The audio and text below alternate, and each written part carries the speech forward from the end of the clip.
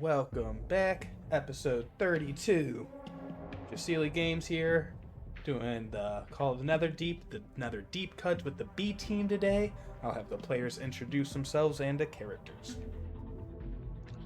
Hello, it's me again. My name is Hunter, and today we'll be playing Dudu Podoa. Hi, my name is Aaron. Today I'm playing Aljin, the Air Ashari. Nope, not Air Ashari, Water Ashari, that Ashari. The other one. The other one, yeah. Hey, I'm Matt. I'm the person speaking now, and I'll be playing Trixie, the Spring Ladron. Excellent. And with that, the B team, they to catch up. It involves, as they just repeated, Aljin, Dudu, and Trixie. Aljin having left his other main party back in Bazazan before that team entered the Betrayal Rise, and all that has happened since then. They are still waiting at the battle for the first eclipse with that big red scary moon eye. That is still going to happen. We just got to see what happens with the B team here while we have these players together. So while the team returned to Unravel and finished up all the other stuff, they did that job for Simon/Solomon, the other wizard, in the city. After that, they returned to the Allegiance of Allsight at the Crystal Chateau, the university in Ank'Harel that has been leading the expeditions into Kael'Maro, the ruins beneath the city where the magical source of water fuels it from below, and mysteries of the past remain buried. Mysteries that may connect to the moon Ruidus and to the tragic hero Elixian that Aljin and the other team had first heard of in their travels in Jorhas. Aljin is now with a different team, and they heard of rumors of a different secret route into the ruins below the city via the Life Dome, where the water is controlled by arcane and artifice. They go to the dome and meet with Carlisle Krugen, a gruff gnome who brings them into the Verdant Life Dome. While there, the control for the devices that control the city's water goes missing, and Trixie, Dudu, and Aljin are attacked by some invisible monsters. TM. These invisible stalkers that nearly laid waste to the party, and the team barely managed to survive that battle, and were left with more questions as to the origins of the creatures and why they were attacked in the first place. They returned to Prolix Yusuf to report the attack, and were pointed towards the store Mystic Pursuits, ran by the tiefling Amkenzie, who I definitely did not retcon into a female because I misremembered their gender during the Simon murder mystery episode. Nope, nuh-uh, at all. So they head to the shop where the female tiefling Amkenzie is.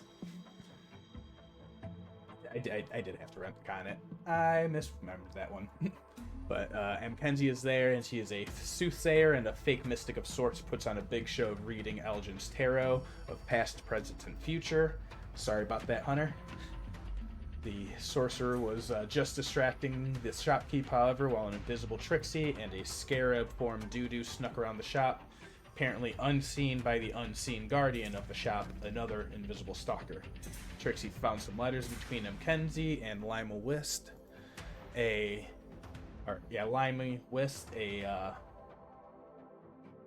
colleague of sorts, while Dudu saw a sample of red crystal in the back room, later identified as ruidium by the letter. The letter read, "Research into the excavation site is going well. Nobody suspects a thing. We need to start recruiting more and putting pressure on from the outside. I've sent a sample up for you to investigate and look at, but it must be returned to the Consortium of Vermilion Dreams.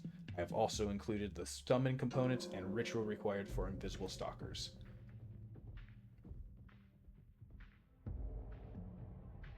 And it's signed by that person. A quick response to Trixie looking at that letter and almost willing to recover. She did a little spring ladron poof out of the shop with the letter in hand, while Aljin seemed to get a startingly free invitation to the Consortium of Vermilion Dreams and told to go ask around the first eclipse for more information. Way back to the Crystal Chateau, they are all once again stopped by Prolix, hiding in a little alleyway, telling them that he believes he is being framed for the attack on the Life Dome earlier. His satchel was stolen, and he had just received a mysterious sending telling him it was found and dropped off at the Crystal Chateau awaiting him. But then he found a mysterious silver ring with a stripe of red, like a little metal band or crystal around it, and it seemed to be a ruidium corrupted ring, as seen by Aljin, as the usually calm professor seems to begin losing his temper. He pleads for the party to believe him and adds even more compounding chaos and mystery and headaches onto what seems to be a never-ending pile of what the hell is actually going on anymore. Any questions or clarifications? If not, I could throw it back to y'all. Oh, and we're still with Ulix right now. Yes, this would have been heading back to the Crystal Chateau, which would have been like in the Sigil district. Which I believe I had a map for that. Might be this one. Yeah. So this would be the outside of the Crystal Chateau. But you would be like off in an alleyway beyond this. Mm-hmm.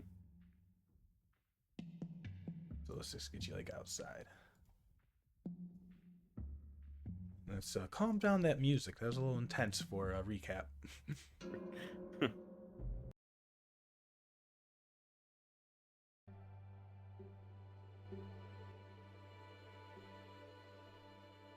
There's a lot of dead air. Sorry, I'm just reading and rethinking of what to do at this point. At this point yeah, of no career worries. now. That's why I wanna. Yeah. If anyone has anything or needs any more, I'll say at this point it's probably about midday. As you guys had spent a few hours at the Life Dome, going out to the shop, and it's the sun is definitely over the peak, starting to set more. Get closer to like 5, 6, 7 o'clock. The professor's with us. What is his plans at this? Hey, Professor, what are you doing at this moment? What's your plans? I know you're a little upset right now that you've been seemingly getting framed for something that you believe. What's your next move? Oh yeah. That's a good question. To be honest, anything that you guys can do, this ring. I need to get my signifier. I'm Sean Connery. The Rock. Yeah, the Rock. The Rock. There it is. I am the flicker. I can flick. I don't know why. That always helps me get the voice. Anyway, I have a friend, actually. If this ring has come out of the expedition, like I believe, then at the Omnivel Library over in the Sigil District here, there's the bookkeeper Kime, who he keeps records of every item in antiquity that has been salvaged from Kelmaro. If there's a paper trail that can be found in this city for anything, that's the person to speak to.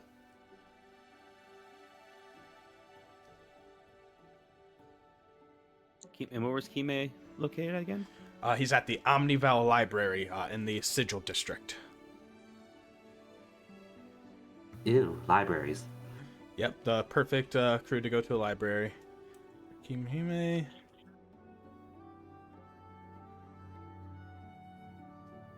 Oh, I got so close. I didn't throw in the silent H.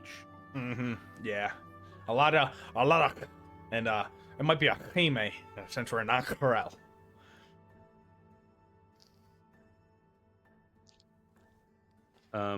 When were we supposed to head back to? I know. Yeah, lots of stuff. Yeah, there's a lot of stuff.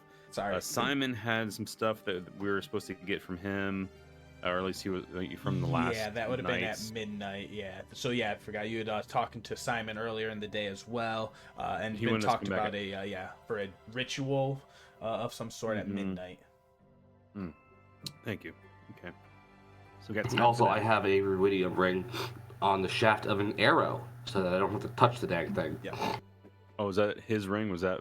Yeah, that was the one Yusuf's that ring? Yusuf. I believe that's the ring that was on Okay. Crolix. Okay.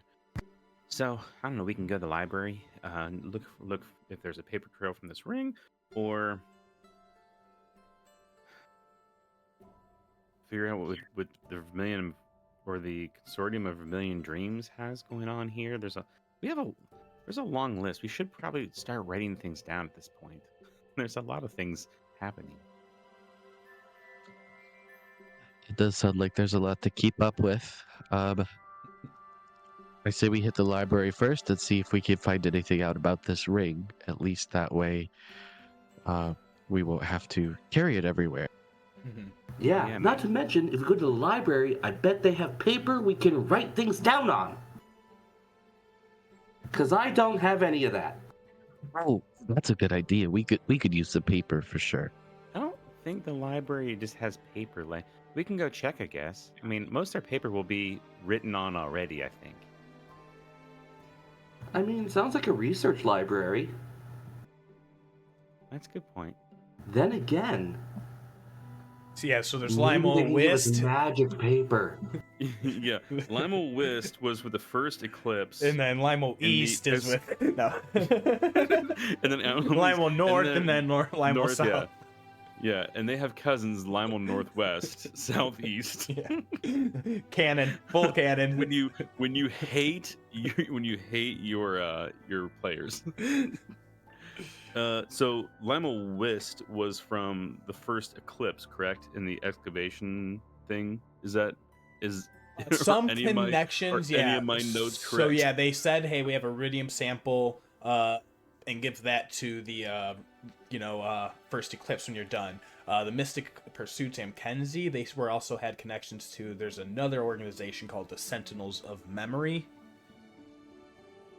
And they're more about like preserving the past, not uncovering, and like they're very much against the expedition. Like they're like, hey, whatever's down there, it's probably some sort of prison or some shit from the past that we don't want uncovered. I'm just gonna read you my quote from my notes.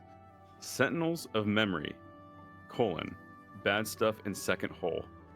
Yeah. I don't know. I don't know what any of That's that pretty means. apt though. Like that's Okay, that's pretty apt. Pretty accurate. Good. Excellent. I just read it and was like, I don't know what that means. Mm-hmm. Any other? It's been a while since we've been playing games. A while since this party. A while since the other main party has had any connections to anything here going on. Mm-hmm. Okay, well, let's start with the library. Prolapse, you coming with us, or you gonna go back somewhere else?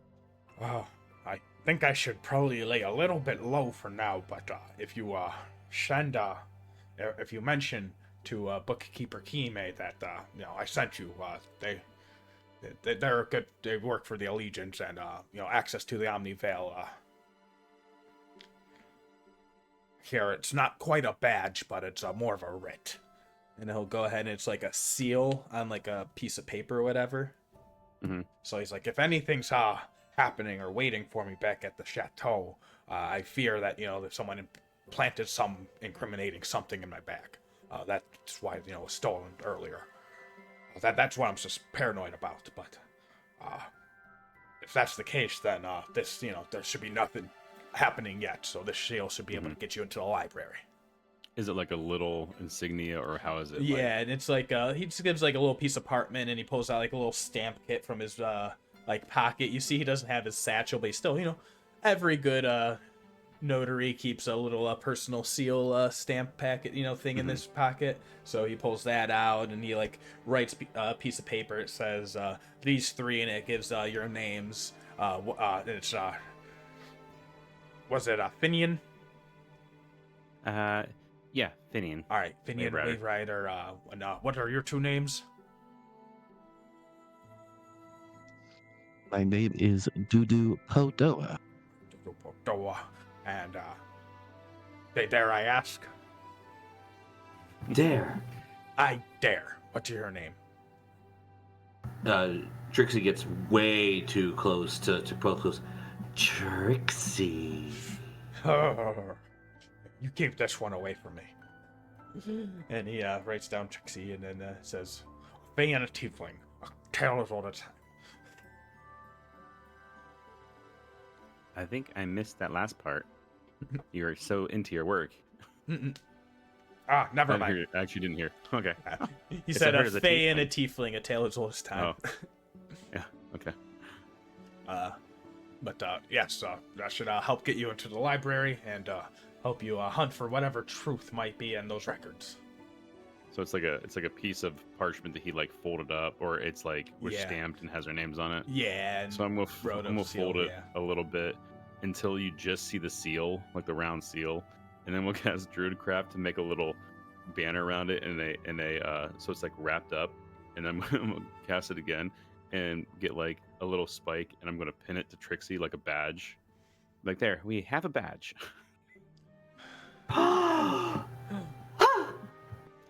I know. Amazing. And if we need to, we can just unfold it in there. There's the information. But at this point, we have a badge. And it has this, all you see is these ivy that goes around it, his emblem, and then through the ivy is just a thorn. I'm just pinned through like a lapel pin. Amazing. I will say, when you put that little badge on, call it, placebo, call it faith, call it Christmas miracle. You all feel a little warmth of energy, and everyone has inspiration for today's episode. Oh. This is Jack not wanting us to fail at something.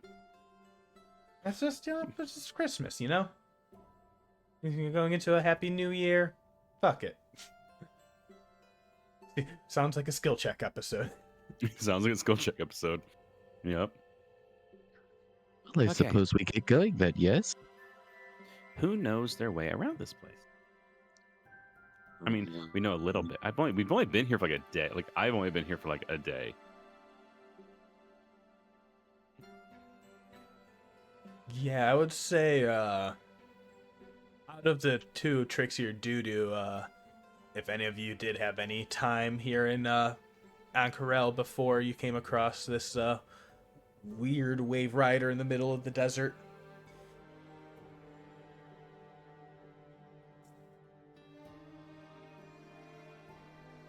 I don't think She Dudu would did. be She didn't bother so- memorizing anything. Yep. I gotta start asking people specifically. Let's say we'll start with Doodoo. Yeah, I don't think Dudu would have spent much time in here, just, kind of wandering and getting to where they need to be. They do have a fairly high survival score, so I might be able to navigate myself, but as far as time spent here, not too much. How hard could it be? Lead the way! I'm sure we'll find it. Excellent. I mean, it's gonna smell like books, right? I don't think the whole district's gonna smell like books, but I mean, I could be wrong also.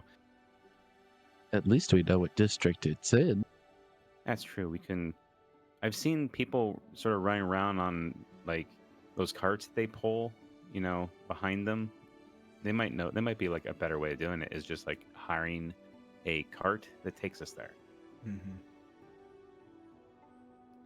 I will say you have the city maps also very available. Let me find you to that page.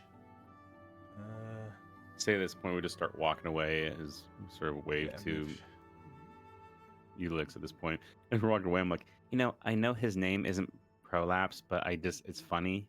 And usually he corrects me, but he hasn't been correcting me for the last couple of times. So I think the fun's out of that joke.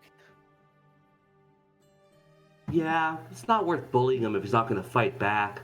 It's very true. I mean, it just, Yeah, how does that make you feel? like I bullied someone. That's fine. I mean, I've been bullied too. It happens. I wasn't really bullying, just sort of poking fun. Jarb? No. Post hoc rationalizations. Let's go this way.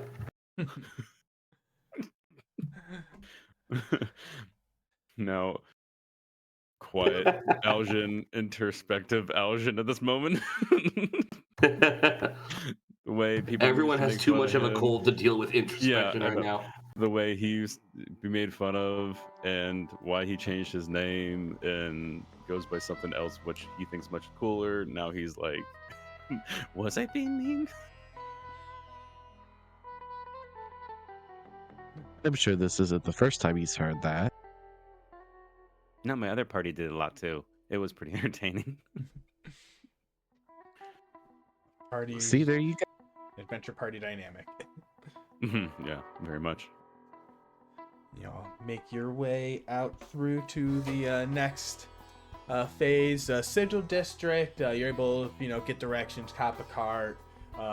Could few coppers each will speed up the trip. If not, would just be like less than it'd be like 30-40 minutes hiking cross town if you go on foot. I was thinking carts just so we didn't get lost. That was more or less anything else. Like, if we just spend money, we don't have to do any skill checks and we won't get lost. But if it's only going to take a little bit of time, we can just stuff it.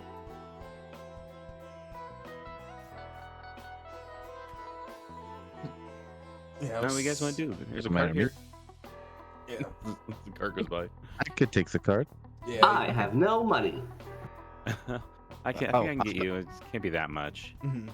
Yeah, I could help pay for the cart too. Yeah, he Okay. managed to wave someone down, and at first they're all like, it's like a smaller kid, but you can definitely see like a larger build, like a teenager, definitely like hustling, getting money, and like a nice like stout fighter's build, and you can tell that they pretty much do seem to do this fairly regularly, and they're like, hey, yeah, you're trying to, where you heading to go? The library in the Sigil district, I think. Well, that sounds boring as shit, but okay. Oh yeah, I mean, I didn't. This guy ask. gets it. I didn't ask for an opinion about where we're going, but okay, thanks. It'll be a few copper each, so let's call it silver. I'll get it. I'll toss him 1 silver. All right, and then you go and start, he takes you on up, and you have certainly less time, and you're able to get to the library very quickly. Any stops along the way? Any distractions? I think we're just going straight there. All right, should.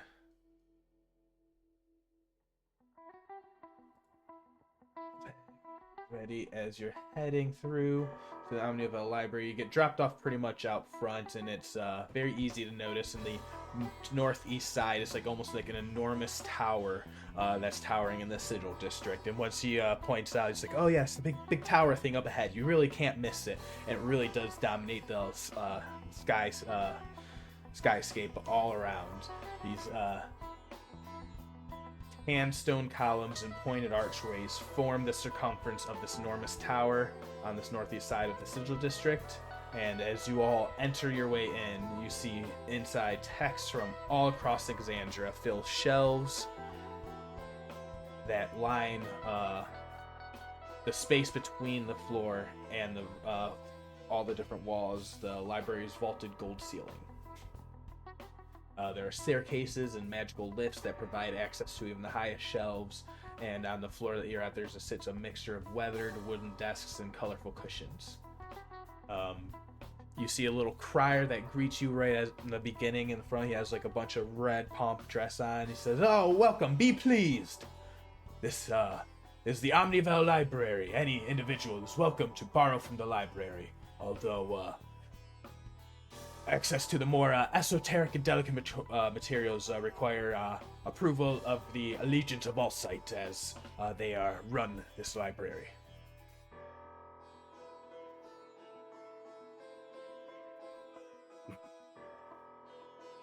How may I help you all today? Be pleased. Excuse me, be pleased. We're looking for a bookkeeper, Kibe. You all appear. Boom, right there. This is as close to approximation as I could get to the thing. So let's imagine like some lifts that go up and down some of those walls, and this is like one of the rooms that you head into. A nice delicate tapestry lines the floor up ahead of you. And he says, "Oh yes, Bookkeeper Kime, you may find him up at the top at the dais. He is the orcish fellow." And to point him out, he is up here. A little bit of a graying hair, like a more, like olive skin orc, wearing like a nice, like comfort, leisurely blue vest, kinda. Big tusk sitting out. You'll be able to see him as you make your way, like kind of like around in through this way.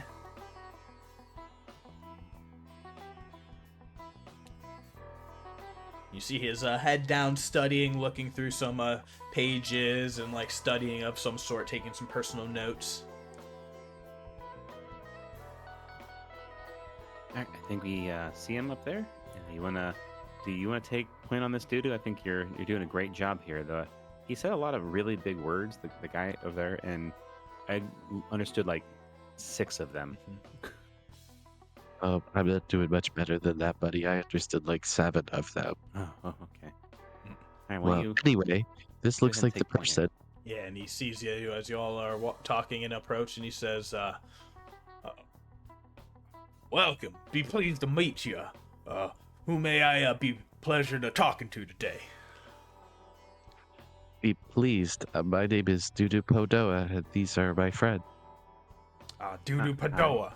It's a hell of a name. And he gives you like a very aggressive, like a nice firm handshake.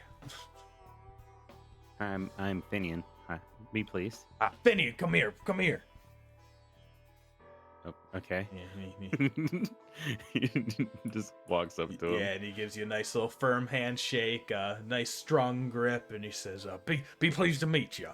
And who's that floating around in the back?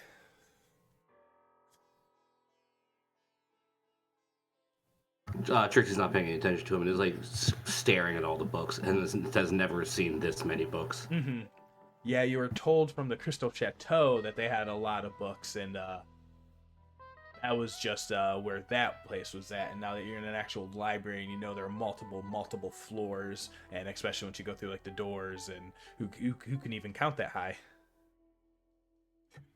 This is way more than 30.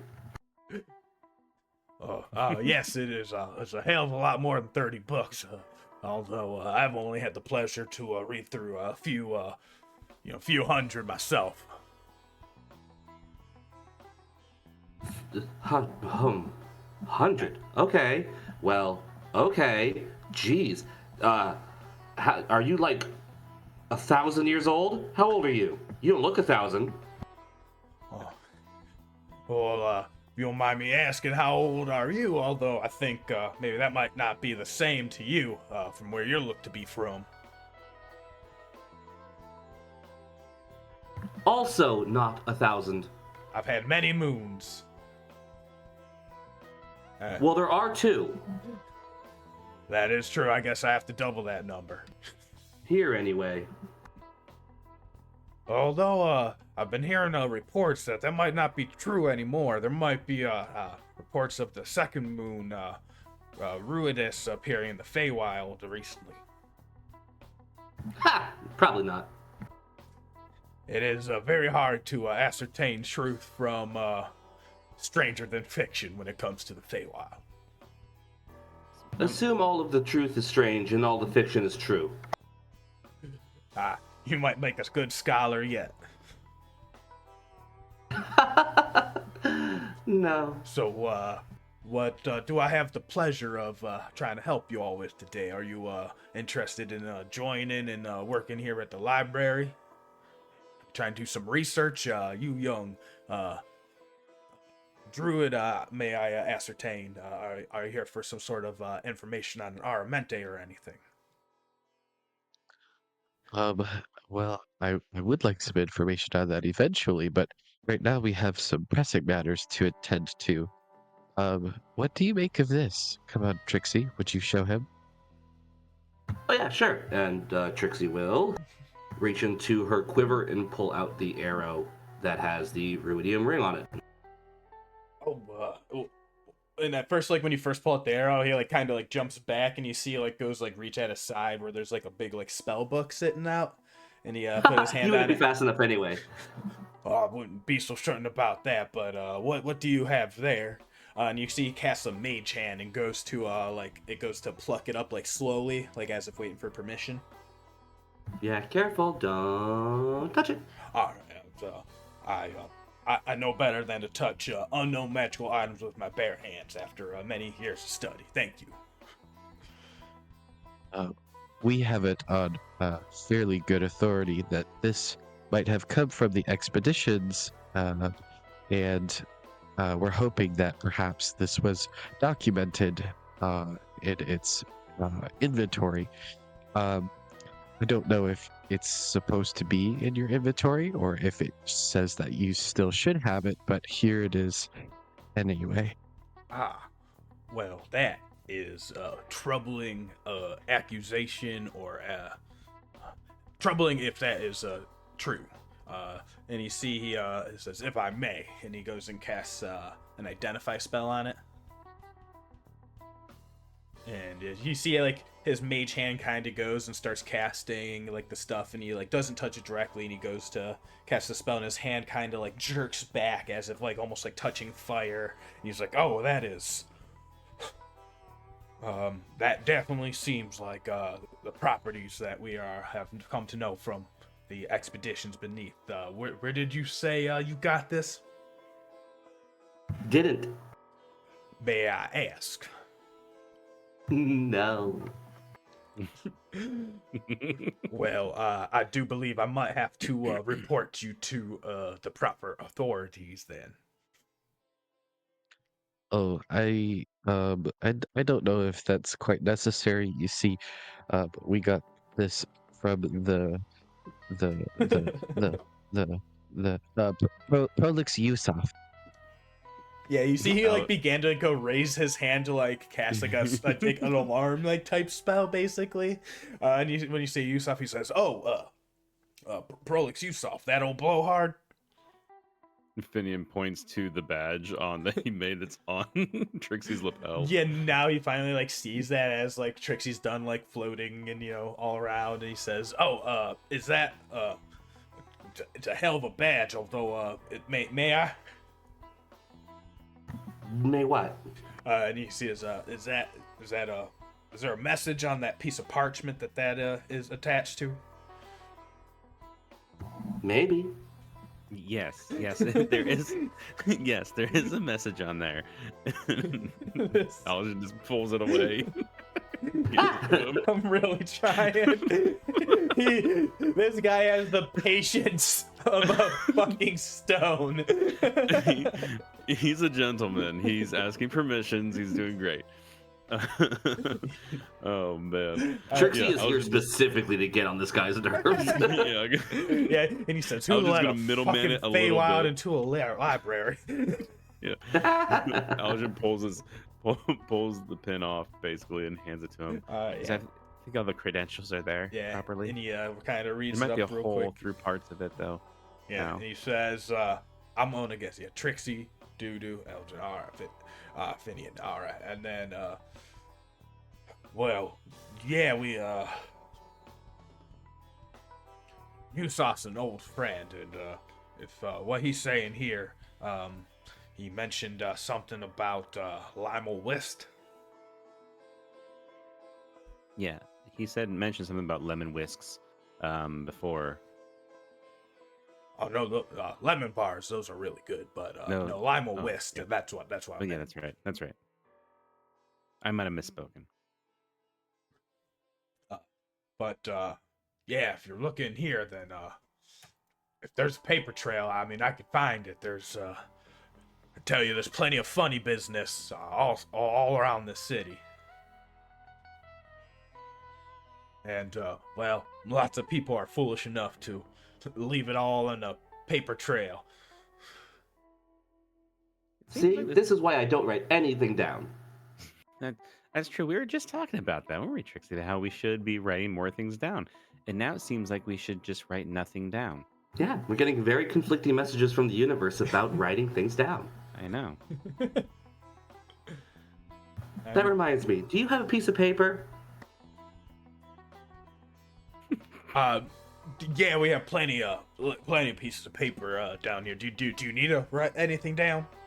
Yeah, I need to write something down. All right. Getting a little circular here. Yeah. All right, so Well, as we all know, Exandria is a flat plane, so.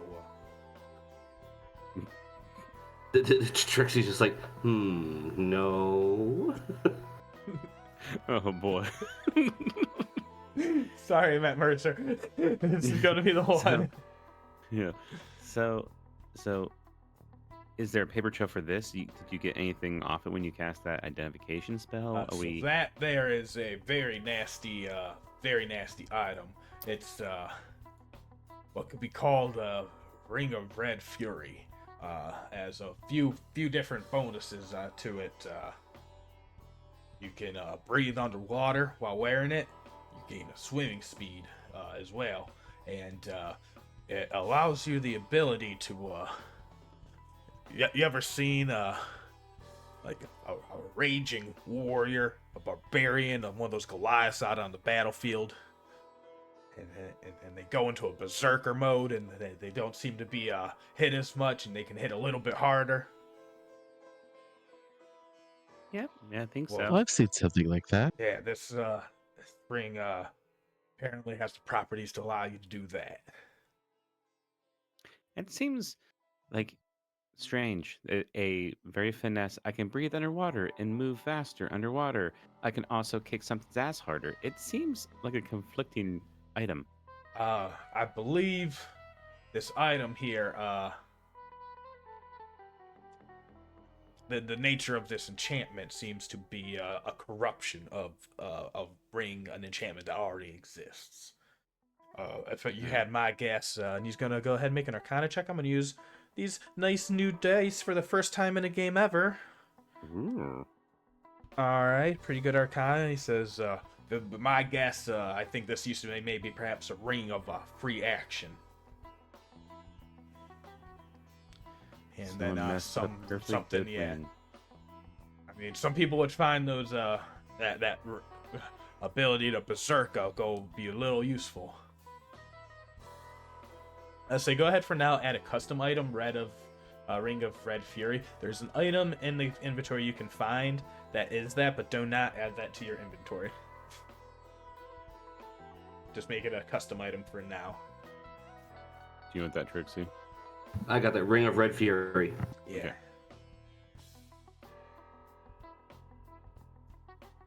So is it controllable though, or are you just into a maddening fury? We don't know.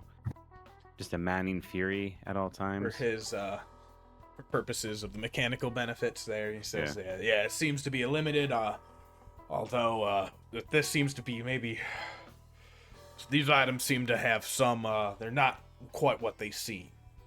I'll start looking through the paperwork. This is, what I believe it is, as my identify spell, then.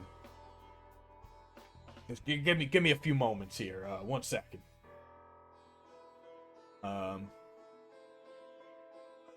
And he gives you a few moments to sit around here. He's gonna go off and start looking at some archives real fast, looking through a little Rolodex. I mean, I kind of wish one of us was a big burly person that punched a lot of things, because this would be kind of fun to use if it wasn't completely contaminated with evil and ruidium. I guess not evil. That's probably neutral. I guess how you use it's probably I don't know.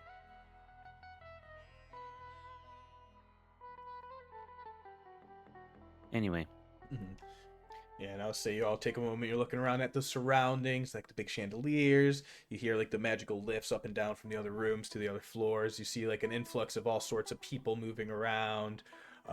This guy comes, just all sorts of chaos. These statues seem almost very heraldic, and there seems to be a sanctity here. And I would say even due to you find a very sense of familiarity. This is a library to the art and arcane and knowledge, and although that sometimes usually falls in Ion's realm, you see this seems to have more of a connection. This emerald sigil is almost screams Corellon. I will say, Aljin, make a perception check.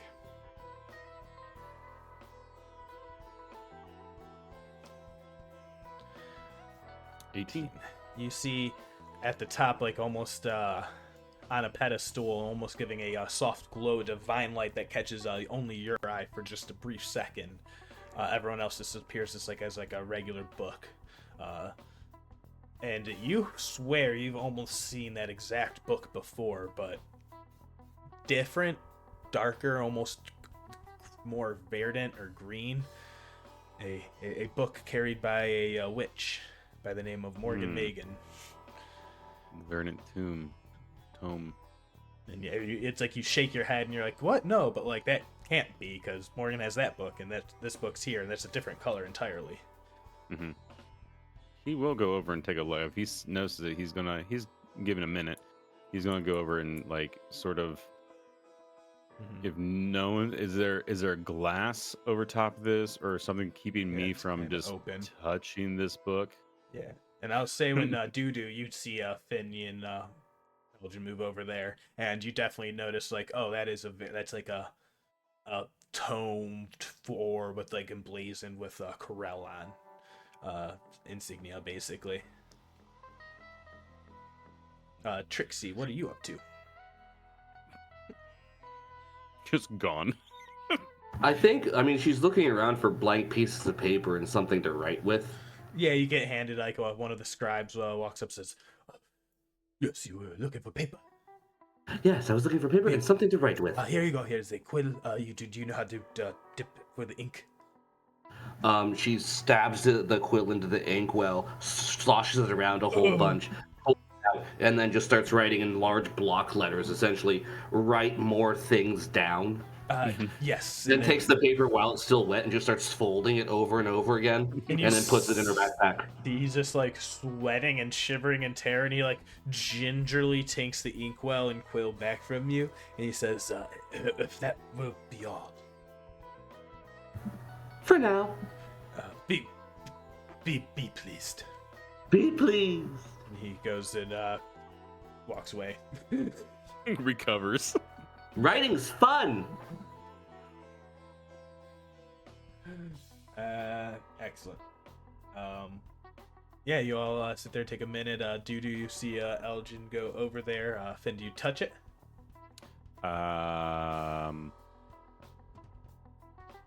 Yes. All right. Intelligence of 10, wisdom of 1, or of 12. Yes. I do touch that. I can just flip the book open to see if there's. So it seems to be like bound and locked closed and like on the table, so it can't be like flipped open. Okay, it can't be like open like that. Okay. That's fine. Is the cover, does it have a writing on the cover, or is it just runic runes? There definitely seems to be some sort of runic elements to it. It seems to be very ancient. Okay. I guess I'll. If it's magical writing, or is it just regular? Does it seem like regular, just runes, like regular runic writing? Can I read it? Yeah, make an Arcana check. Okay. Can't be good twice. Huh, 17. It can be good twice. Definitely a very old runic. This seems to be old magic canon to be a thing in Critical Role. Old magic. Old magic. Okay. So definitely, like whatever runic language this would be either like what Arcana runes were based off of, or like this was based off of like the earliest Arcanic runes, like as a language. So it's very hard to decipher. Like would take a lot of time. Like not like a primordial like inkling on it. No, something not like primordial. It doesn't catch any instance of that. He slips in things he can read. Like it's like primordial, right? No. Oh damn it. No, it does not appear to be in primordial. But if I can, I'm going to just put my hand on it and see what happens at that point. Yeah. What are you thinking of, or like hoping to like what is Aljin feeling as he touches it? I mean, it's like looking just at the art all you have on here.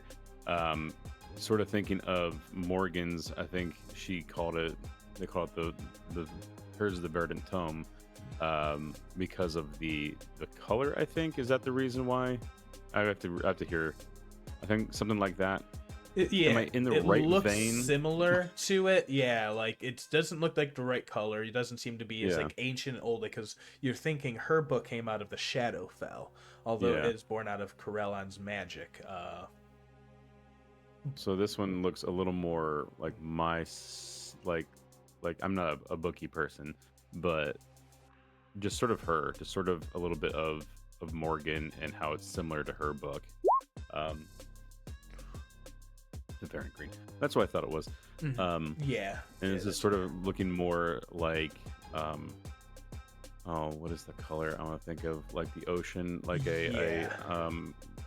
like a teal ocean, like a tealish aquamarine. color, aquamarine. That was it. That was the color I was thinking. Yeah, definitely. Like this has a very aquamarine. So like hers that varied that like you associated her with like entropy, the death cycle of life, and magic. And this one gives me more of a ebb flow type feel, like a wave type feel.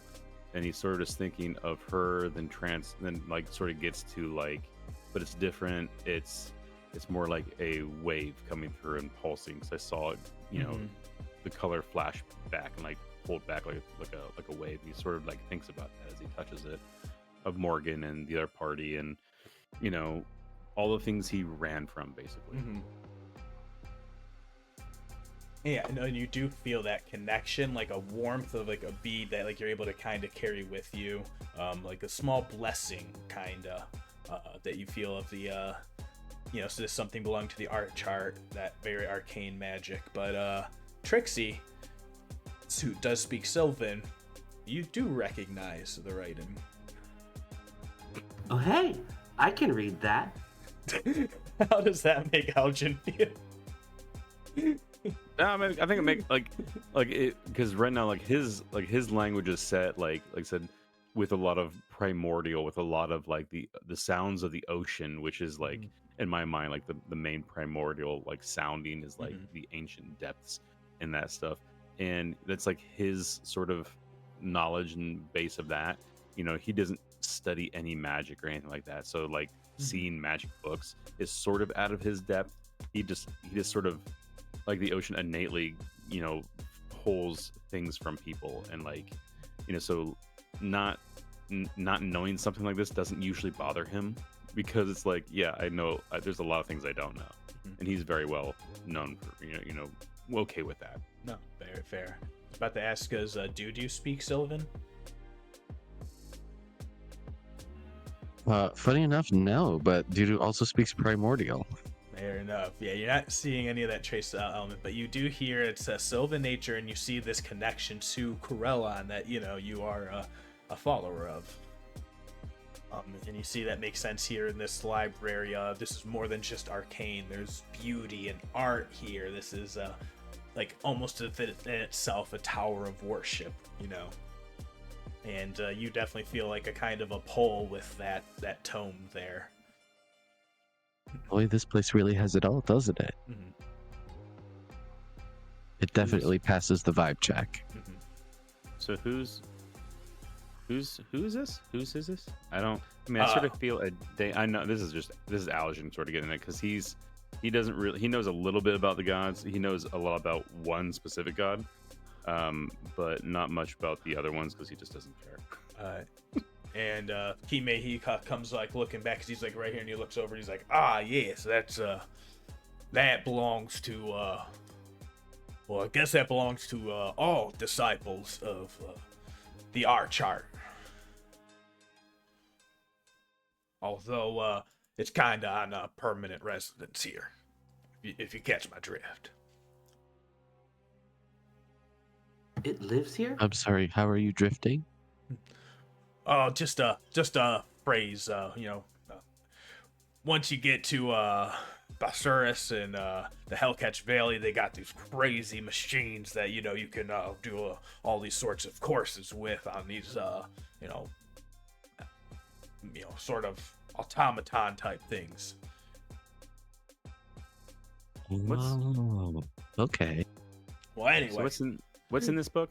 That is that was the only remnant that was found originally that belonged to the city below, that the excavation of that the Allegiance of Allsight has been uncovering.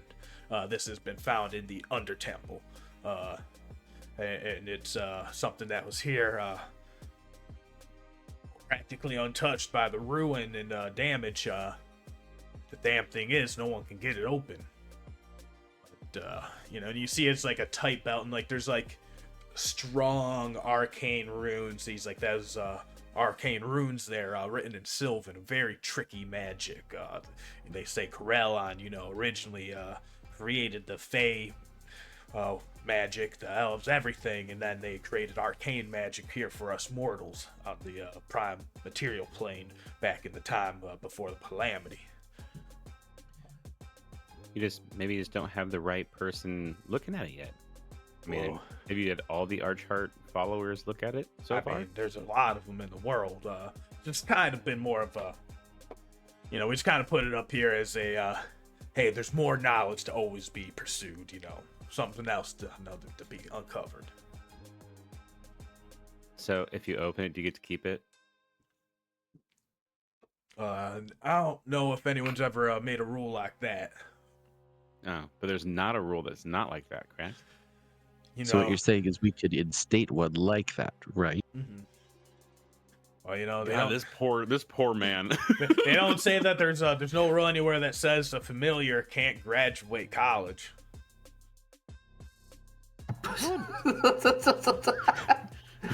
There's no rule here that says a pseudo dragon can't play basketball. Exactly. It's the Air Bud rule. It's the Air Bud rule. Everybody knows Air Trixie's Bud. immediately going to try to open the damn thing. Like, the second she hears it's locked and no one's been able to look inside of it, she has to try. Hell yeah. And as you go to touch it and uncover it, and you're reading these arcane runes, and it definitely says here lies the testaments of Corellon. Nothing happens, nothing budges for you. Well, it makes sense if I can't do it. I sort of follow Saeryn and the Moonweaver, so it sort of makes sense that I can't open it. I just like the color, really. Did you see the colors? And is it glowing still at this point? Mm-hmm. Yeah, It definitely has a little that. bit of glow, and you can now see that now, and you see that as well now, Doo-Doo. I'd like to touch the book. As you go out and reach and touch the book, you're kind of just all right, might as well, do the property. And as you touch it, there's this kind of a boom, a flash that no one to you that sees. A chill fills your spine, and you hear a voice clearly in your head, and it says, "You're Aramente. It's whatever you make it to be, darling.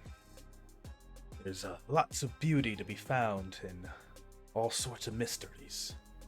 It could be finding a new alloy. It could be uncovering a mine or a pit where no one's ever been. It could be connecting the dots of the past. Just know, whenever it's finished, you'll know your Aramente is complete." I feel like just kind of hearing this, Dudu's eyes were just widely open, and either the elf ears kind of perk up as a cat hearing something off in the distance, and just kind of listening and taking that in and being did anyone else hear anything when they touched the book? No. What? No, and slaps the book. Oh, no. It's nice. It's a nice book. A puff of dust. Nice. I start patting the. And silence I this don't get time. Trixie hits the book. I don't think anything happens. Other than I believe it freaks out the poor orc guy. And Kime's Yeah. well, calm down now. Did you, what did you hear? You said you heard something? Yeah, I heard a voice telling me that just guiding me on my Aramente, saying that it's really kind of what I make it to be, and once my Aramente is complete, that I will know when it's done. Well, that sounds like a bunch of hogwash. Pardon you. Instructions vague. Book still locked. Well, I was kind of hoping you owned a new book there, Doo-Doo. I mean, I can't say anyone's ever had the book speak to them before, and just to be sure. And he looks over at Aljin and Trixie. He's like, "You just making sure that this one's never heard voices in their head before."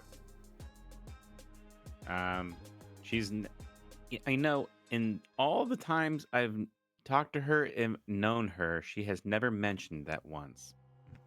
It's been 40 hours maybe that I've met in person. I don't want to rule I'm out. not giving them that much information, but Well, I don't want to rule out a nasty, apprentice or scholar here trying to have fun with some magic, but I mean, what does that mean to you?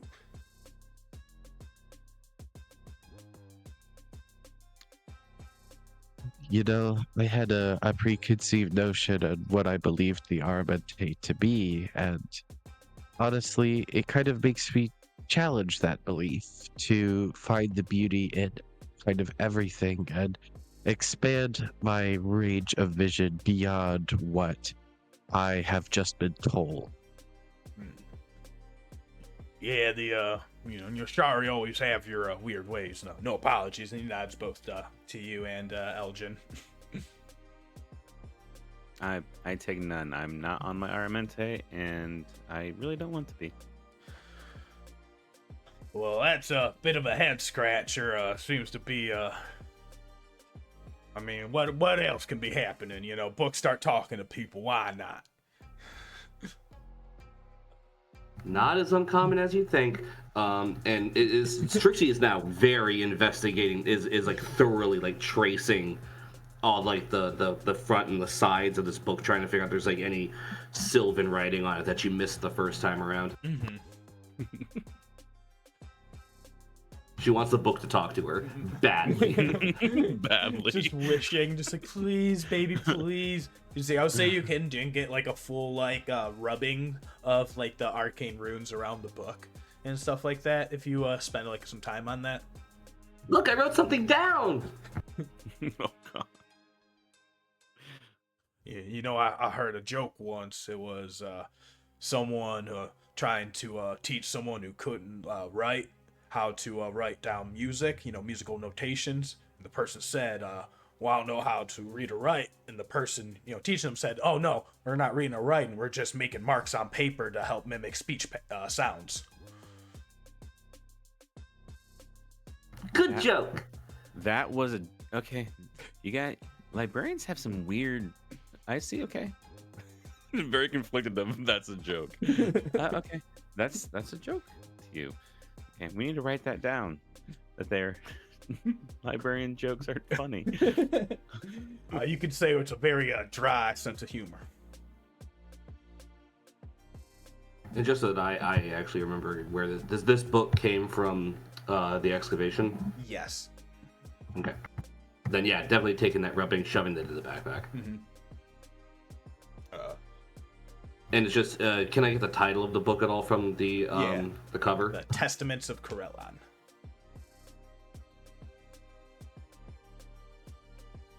And there definitely appears to be like a name, at least in sorts, written on in those runes. At least in one of the parts, and you can definitely make out what would be a name, Elixian, written in Sylvan.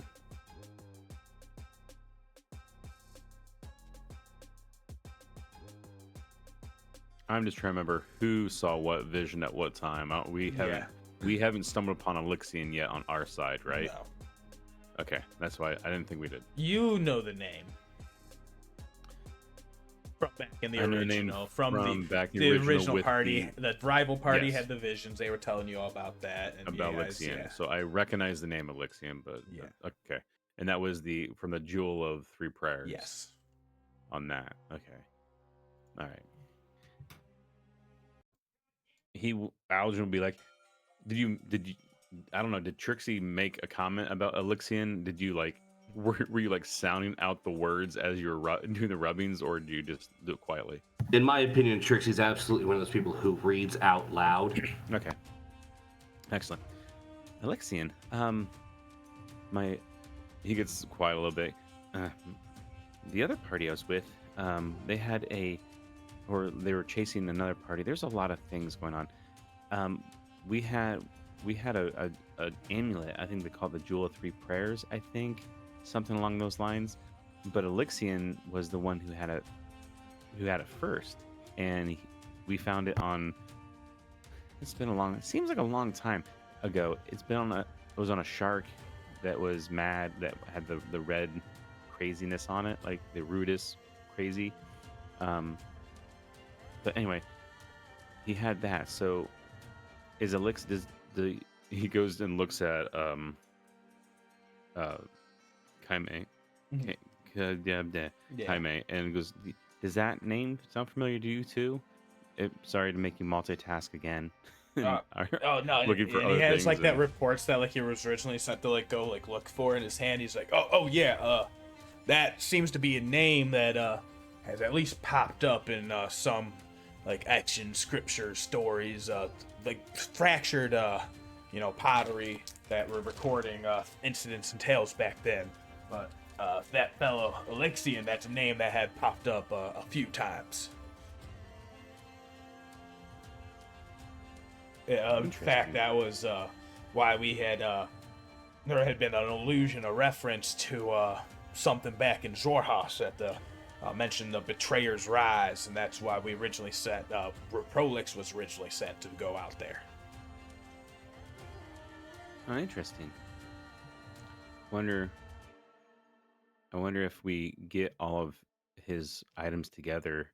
Like right now, we know of two. We know this book that belongs to Elixian, and an amulet. Maybe if there's more, we get them all together. We can like I don't know, summon him, bring him together. There was a story of a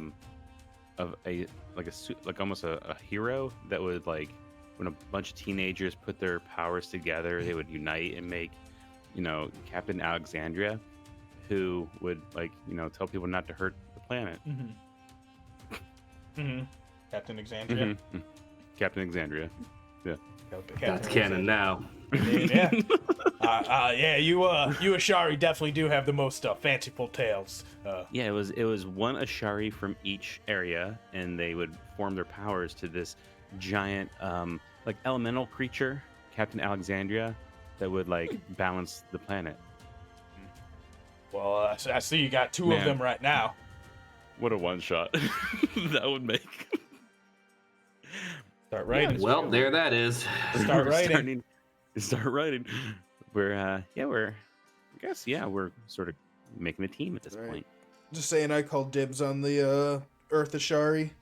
I'm going Raging Bear Paladin. There you go.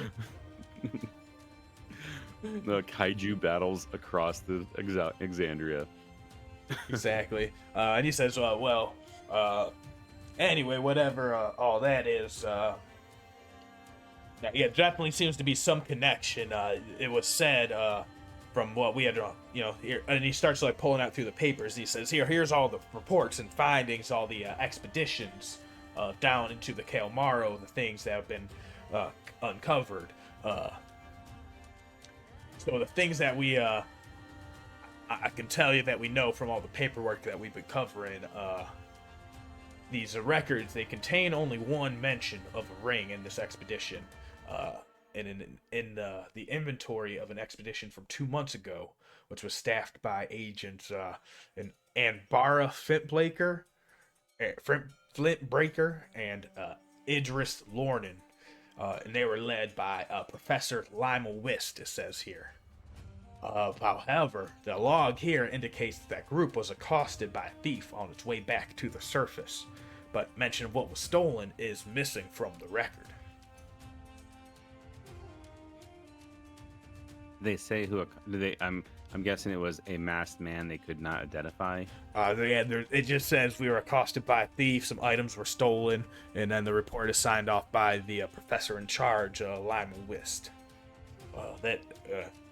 Honestly, that kind of confuses the heck out of me, how that kind of, didn't make more of a hubbub. Yeah, it says here, and he pulls like the first page out and says like, items found in the expedition. There's like ring, pottery, clay tablet, other thing. And then the next page, things are brought back. The ring is missing, but it's not reported as stolen.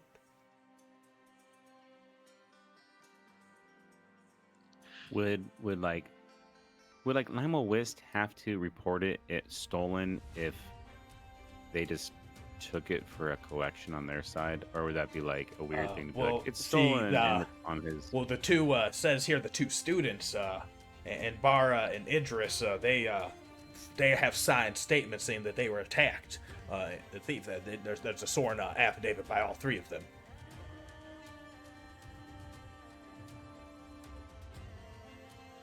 Interesting. I think at least we have some sort of paper trail to go across, right? Mm-hmm. There, guys. Yeah. Was this what you were investigating Lima Wisp for? And he says, here's and he starts pulling out. Here's like all the other papers with like all the other expeditions and stuff like that. You guys can go ahead. Whoever wants to lead this can give me an investigation check. I'm not good. Yeah. Does anyone have an investigation that's a positive number? I have a positive number. You're beating us. Okay. You can get the help 0 is action. a positive number. Technically. Actually, Okay, we'll both go through. no, wait. How are these two going to be able to help you? You're going to have to give me a tall story to give Dudu the help action here. There's, I mean, that's a good question. If one of you can give a convincing argument, I'll allow it. Is this the reports that were written by Limley Wist? Yeah. All right, in that case, how about this? This is how I give the help action. He seems to be dishonest. I have proficiency in insight. I have a +5 to insight. So while we're going through the reports, Trixie is actually going to, like, while reading them, say, this doesn't really match up with what was said over on this page. So maybe we can build a picture of something that he's leaving out, Yeah. or maybe lying about. Yeah, give me a wisdom insight check. And we'll see how good you're able to suss all that out. Gotcha. 1 second. Here it comes. Here it comes. Yeah, the result of this will determine if the help comes through. Nat 1. No. Loved it. you just yell, like Trixie just yells that out randomly in the library. You just hear 5 Nat people. 1. Shh. And then you are able to help as you're looking at that. Go ahead, give an investigation with advantage, Dudu. Oh boy, a 12. That 12 will be successful. Because what happens here is, and go ahead, give me a D4 on top of that. As you feel Guidance. that blessing No, there's the one. of, the guidance blessing of Corell on there for you. An extra 1. Hell yeah. In the presence of the art chart. Yeah, That's what we good get. team, yeah. You're looking at these expedition reports, and you're noticing that with that check, these expedition logs and inventories of recorded items have some of them have been definitely left redacted or left unfinished, and with that help of Trixie pointing out the things that helped lower the DC that you needed, it was DC 10 which you passed. And then the extra help sees you point out that all of these records and expeditions were led by Limley Wist. I like Limley a lot more.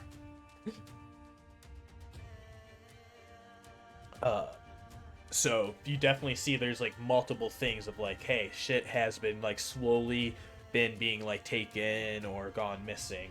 Like reports of the findings signed off by everyone, and then the things that like the person in charge reports and drops off to the actual headquarters. Very, stark differences over a pattern that you notice. With those papers as well, these allegiance documents you're looking at, they confirm that the Sentinels of Memory, they keep popping up. They are established around the same time that this project of the Sunken Ruins began. And these documents assert that the Sentinels of Memory believe the so-called Undertemple is a prison meant to be kept sealed and forgotten. And it's when you're looking at these documents, at first you're reading this mysterious red ore uncovered underneath in this temple, underneath in these ruins.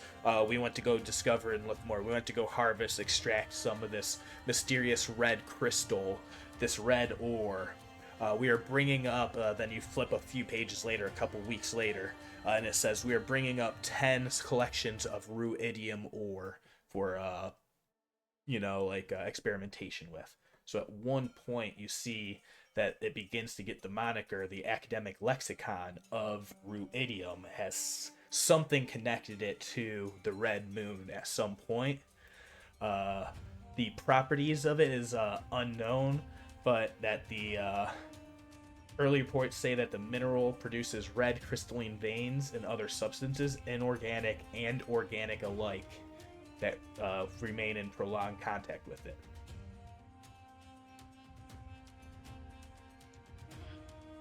So it appears to be that there is quite the pattern here when it comes to how are we pronouncing Limel's name? Do you like the new one? You know what? There is actually a thing in the beginning of the book I could actually look at. I'm willing to bet it's Limley, I bet you're right. but I say we check it out because otherwise, We're just gonna go back and forth. The whole time. the first comment on a video is going to be a correction, so we don't need that.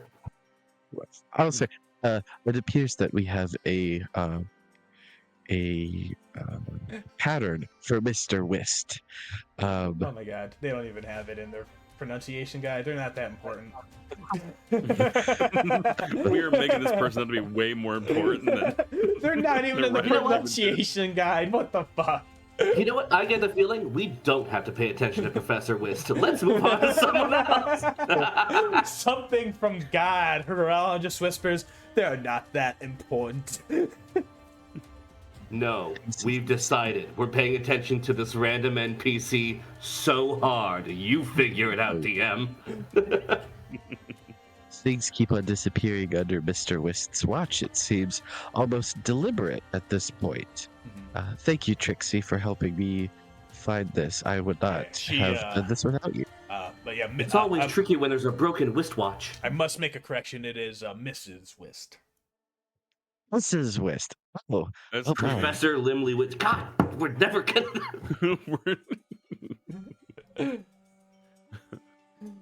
Yeah, she's a very powerful mage with the chateau. Although what you're saying, it sounds like she might have some of this connection to the Sentinels of Memory. From what I've been seeing, been getting reports. They started getting funded. They bought out the Tower of Memory on the far western side of the Guided District. It was old, decrepit building, and then the person leading it, a Watcher Trask is his name, and he bought the building and has made that his headquarters, so to speak. I don't really, whatever handful of blowhards who are trying to prevent, progress and discovery of history. Was the building always called the Temple of Memory, or is that something they did after they bought it? I think that's kind of what it's always been kind of known as, but it's been like unknown use and purpose for as long as I've been aware of.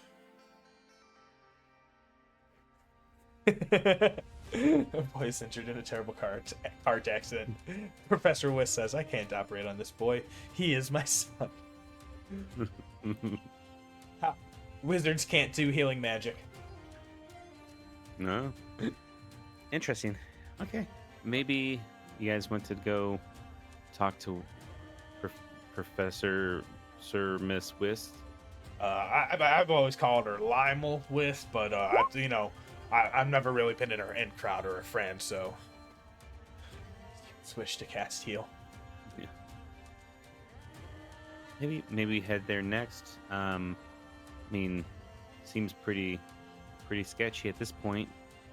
See what's going on. Then maybe if we need to go to the Temple of Memory, or maybe stay away from the creepy cult. Yeah, it looks like we have 3 names of people to check out in terms of the disappearances, right? Yeah, So, there was also the 2 acolytes, Ambara and Idris. I actually think they might be at the Crystal Chateau. Or actually, let me check my records real quick. They might have a shift here at the library. There's also 3 of us and 3 of them. We could always just each pick one. ooh, something about that idea just gave me a real bad headache.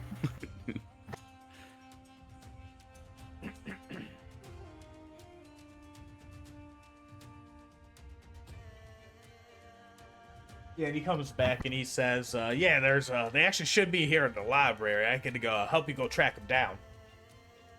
That would actually save us a little bit of time, I think. In the meantime, I'll keep writing things down. Grabs another piece of parchment, grabs a quill from someone, jams it in another inkwell. Writing things down. Folds the paper, puts it in the backpack. Fixie, please, this is how you write things down. And then I would take the quill, and actually at this moment in time I am proficient in calligrapher's tool. Ooh. Hell I yeah. just realized I'm proficient in painter's tools. Shoot. Painter's tools. That's why it's like so flowy and beautiful, and then you smash it together. It's like what are those ink block tests? Rorschach test, yeah. Rorschach test, yeah. Everything's like this beautiful Rorschach test.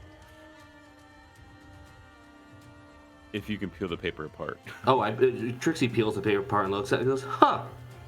Why does this look like my parents fighting?" I kind of think it looks like two waves crashing into each other. It's definitely an avalanche. Aljin turns his head sideways a little bit. Oh, I can see that too. He said, This poor man. he just says, well, to be honest, I'm kind of embarrassed to say what that reminds me of. Okay, puts it back in the backpack. Anyway, let's go find these people that are I was just meaning ne'er-do-wells, the time I possibly. smudged a book with my greasy hands. I was coming back from my lunch break. I didn't have time to wash. I'm so sorry. Please, Corella, forgive me.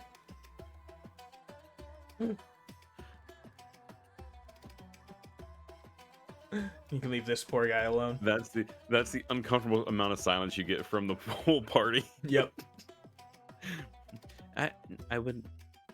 Okay. We know these people. They're around here somewhere. So I guess we gotta find Yeah, he gives you descriptions. Flintbreaker and Lornan. Yeah, Andara, Flintbreaker, and Idris Lornan. So at this point, Aljin not really knowing anything around here. He's just pointing and casting message. God.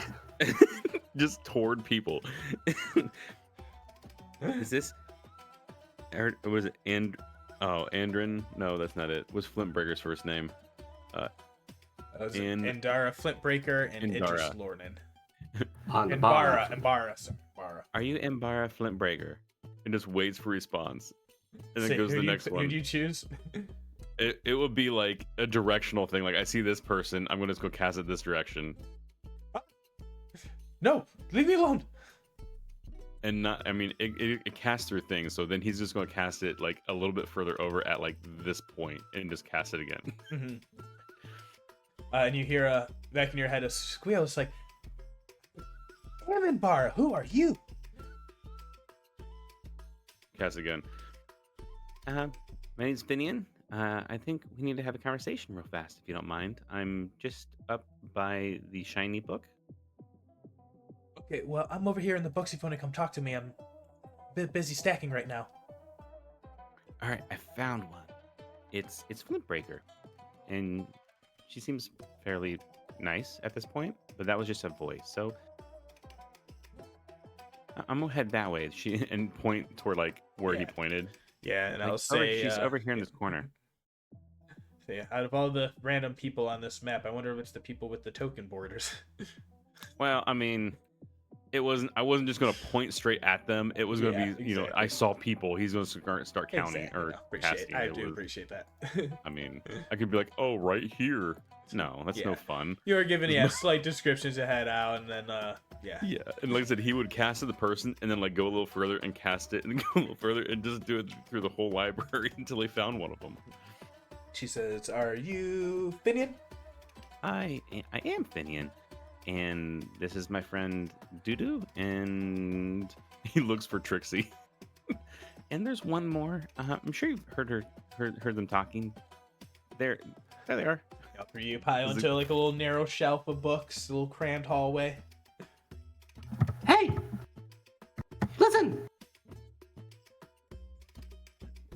little sprite flies around.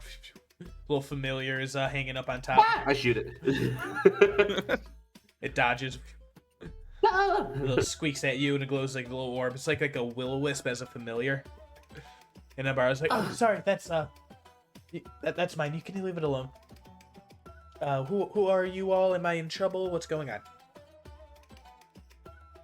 I'm actually kind of happy that you think we're, enough stationed to be putting anybody in trouble at this point. Well, no, we just have some questions. Well, it's kind of like the weapons and the intenseness. Oh, okay. I just, I'm just like, yeah, there's weapons on me. No, we're just a party. We're just an adventuring crew. We have some questions though. You went on a few expeditions with Mrs. Professor Whist. Yes, Professor Whist. Yeah. Oh yeah. No help. We were asked to go through some of the records, sort of, as a friend of another professor, and make sure that everything looked fine. And noticing that there are some discrepancies on your records. Discrepancies? What about? Go ahead and make a persuasion check. Mm-hmm.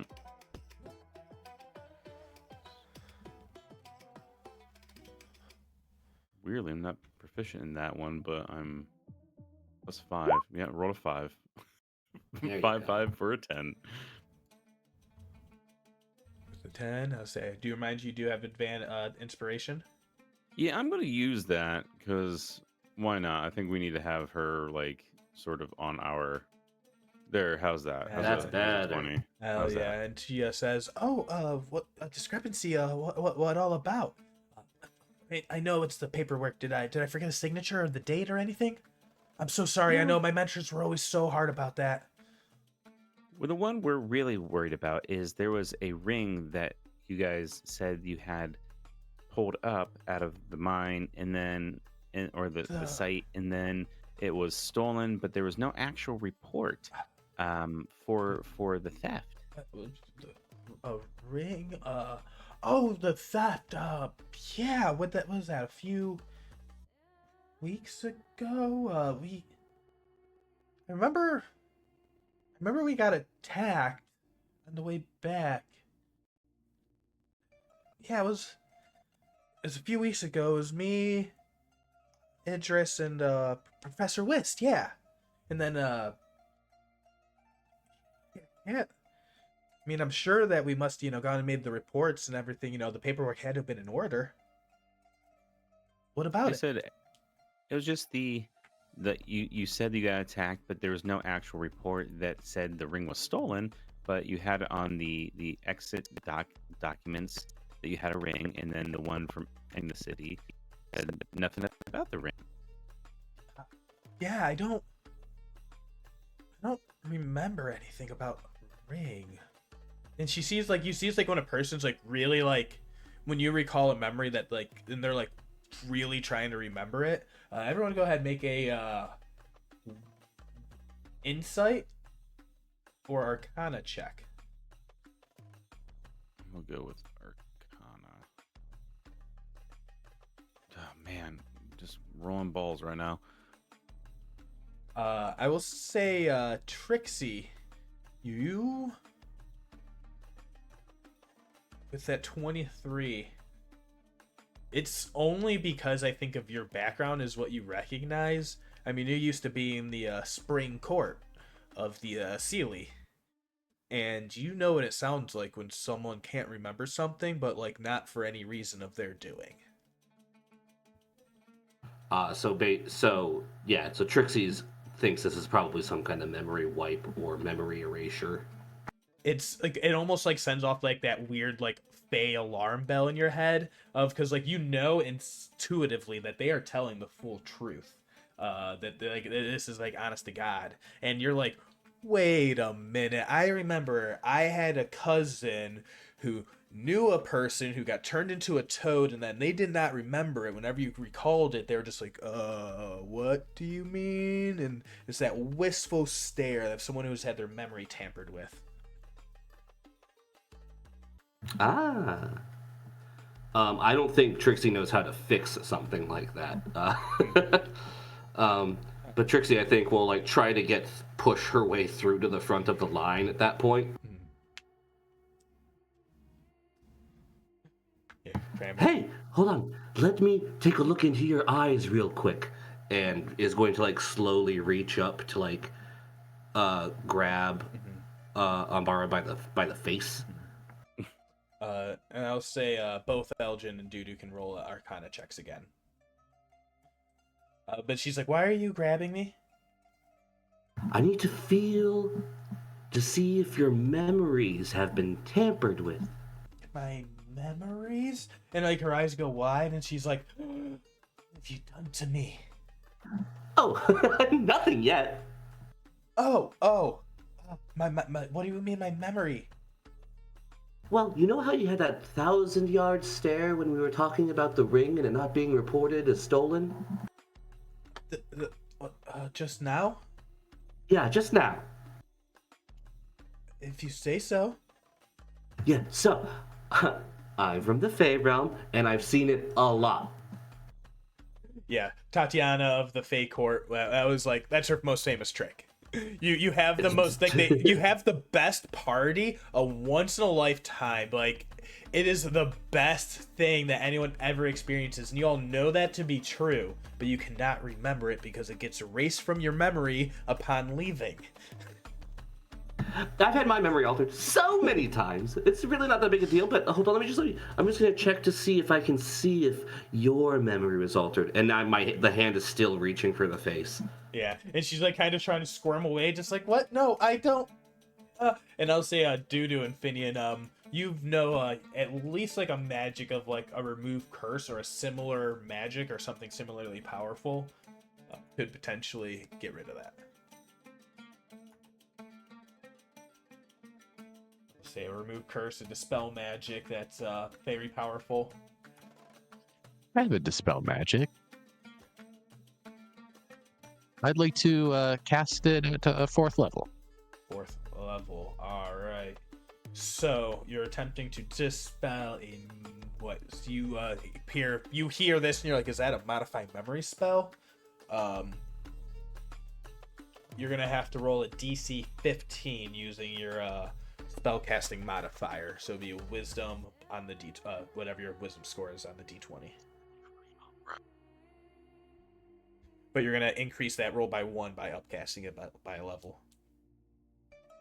I always think that should be happening with the when you upcast a dispel or something like that. Mm-hmm. It seems logical to have that as a feature of the spell, Yeah. but it's as written, it's not. Yeah, But no, it's also I'm a as personal written, advocate. it's dumb. Yeah, exactly. Let's make it better our own way. So 21 better. And you. I added the +1 already, but Perfect. Hell yeah. So with that dirty 20, you abjure before she can even like raise her hand to like react to it, because like Trixie's holding her face and having her distracted while you go to begin somatic casting of spell. And you touch it on her. Just you don't even have to touch her, and that's why you're able to click and it goes away. And she's like, "Oh, I remember now. Of course you do. I'm great at this. I remember we." Just that night that the attack, yeah, there was a ring and with a bunch of other items, and we were being led by Professor West, and she read us through to a wrong turn, and then we were accosted by some armed ruffian. We couldn't see anyone. They were covered. Couldn't see any faces, but I got knocked out really fast. But, no, I didn't remember that. Didn't I remember that? Did Professor Whist also get knocked out? No, I remember it was as I was getting knocked out, she looked at me and I thought she was it was hard to hear. I thought she was saying something to me that like I couldn't make out because it didn't make sense. I think she was cast a spell on me. Interesting. Could be either modified memory or sleep, maybe. And you think it, yeah, definitely could. Basically, any number of. Yeah, the spell definitely got cast. Not that Trixie knows how sleep spells work. She can't do that. Yeah. Yeah. I think it might be best to not say anything to Lionel List at this point that you know anything about this. It seems like you're right. We were with a group that's doing an investigation on her. Your instincts are correct. Oh, I hear So if you call her Limley, it really makes her mad. That's actually very good to know. Thank you. That's really good to know because I'm definitely going to do it now. Yep, that's the one I want to hear, so that's why I told you that specifically to make sure that you do it. We will. We need to talk to her too. At this point, I was with Idris. He was there too. Idris, and she goes over and calls over, and you see a guy come walking over from the area, and he says, yes, how may I help you? Be pleased. Let me touch your face. Please don't do that. Okay. Who are you people? we were just sort of asking some questions about your expeditions down with Limely. I'm gonna pronounce it wrong every time. Yep. A different one wrong every time. This book is nonsense with Whist. names. With Professor Whist, and we noticed there were some discrepancies. I won't get into the whole thing. It's pretty long, but we found a ring, and he will say, just to look for the same stair. We were looking for. We found a ring that was supposedly stolen, but not recorded as stolen on the docket. Does that make sense? His to you? eyes kind of glazed over the same way. He's like, we got attacked on the way back. I don't remember anything else about that. Bara, what about you? And she said, we got attacked. We were led astray. We were led down a corner. I think Mrs. Whist, I think Professor Whist did something to us. And he says, none of that I don't recall any of that. Ah, Limerick Quiche strikes again. Let's see if we can get some help from someone else. Knowing right where Kaimi was, I'm going to message over to him, be like, can you cast a spell for us? Do you have that ability? He says, young wave rider, how may I assist you? Where are you? I'm up at the dais still. Do you need me? Yeah, can you come the main aisleway? You'll see Trixie, the loud one. Yeah. You'll see her. And you see he's like looking around Trixie. He's like kind of like peering out, like as he's like pointing his finger in a direction, like where he thinks he heard the sound from. We need to dispel some magic from someone.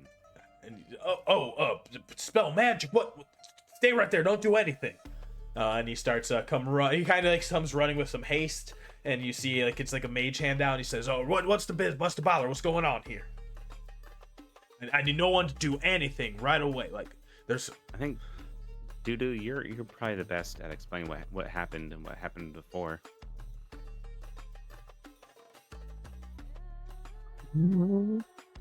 So what happened is that we talked to these people and that they didn't realize that they had their memories tampered with, and then I casted Dispel Magic on one of them, and then they remembered some things, and then we called the other one over, and then we need someone else to dispel that one on them so that we can figure out if both of their memories really match. Oh, wow, that is very, very succinct.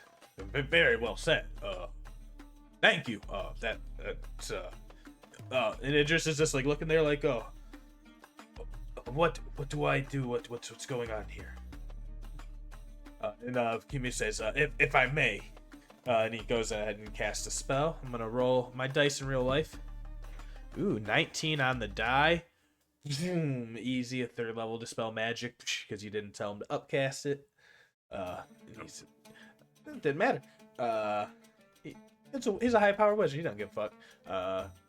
He cast it off and is just like, oh, yeah, I remember now. We were attacked by some ruffians, and then At least someone was waiting there for us. I believe it was they, and they had like a red cloak on, and then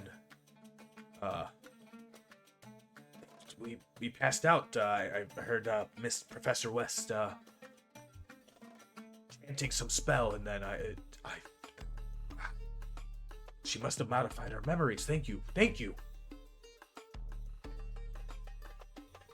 And Kime, the bookkeeper, he says, well, this is very disturbing indeed. We have 2 testimonies here, and from what we all were finding in the reports, I was just looking up more. I started making out a report. We're gonna have to present our findings to the headmaster, Grease Alakritos. But I think were y'all looking to try and confront her first? Were you gonna look for any more direct evidence, or you're just gonna go with just this?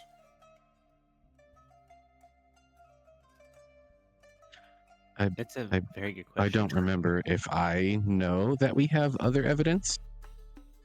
I think it was just, wasn't it just we needed to find out who possibly framed Professor Eula? Yeah. Eulis?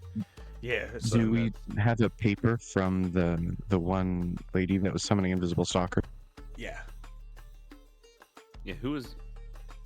Yeah, so you're able to take that paper and you can look at the other reports that you've been gotten here at the library, and you can see it is like in the same handwriting.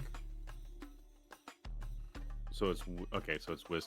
Yeah, I think we're compounding some information, and we would, I think, pass this off. Looking at the other 2, like, do we want to just pass this off to like the authorities here at the library, or do we want to like do it ourselves? I don't know. Where I'm from, if you pass something off to the authorities, it's a good chance you're not going to see anything happen with it. That's sometimes here too. Different Oh, depends on the so city wild. you're in. Yeah, it depends on the cities, but I think I don't know. What do you think, Dudu? I'm not talking to you right now. Yeah, he sees I think that if we decide to take this on ourselves, then we should collect more evidence. This has to be a very clean-cut thing for us, with no kind of wiggle room for them to escape out of. I mean, you say that, but can't someone just cast a zone of truth? Oh yeah, that could happen too, I guess. There are ways that one can resist it, and without the, it gets a little tricky. Oh, well, then break their knees and then cast it again. You people on the material plane are really squeamish. Yeah, and you see he's like a little horrified at that. He says, "Oh, we would never resort to coercion of physical violence into ever ascertaining a truth. That would compromise the integrity of the investigation completely." Just mental manipulation. More bureaucratic pressure. Oh, I'm sorry. You must have mispronounced that also. There's a few constant forces in the universe, and bureaucracy is one of them. At this point, That's true. At this point, we're just 3 outsiders trying just to get some answers for friends. It might just be best just to let honest people do it. It's sort of looking at everybody here at this point. I mean, I think these 2 are just, at this point, should feel a little angry that this happened and want to see justice. And you see, he says, "Yes, I am willing to testify wherever is needed. Make us." And he says, "Bookkeeper Kime, I would like to make an official report." Well, why don't we all go to this headmaster, communicate with them, and then we can find Professor Wist and do something about this. That's true. All right, we're going to need to. Assuming that Headmaster Alakritos is on the up and up. I mean, I have no reason to believe that they are not. So the 2.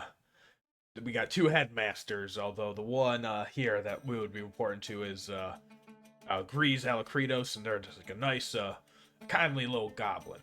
And then the other headmaster is James Cryon, who is a elf. He's the head of the Crystal Chateau's program for the arcane arts. And Grease does more of the other, has been leading the expedition fragment of the chateau. And I'll be honest, he's a little bit more popular because of his infectious enthusiasm. Oh, I know all about infectious enthusiasm. I've had it cast on me many times.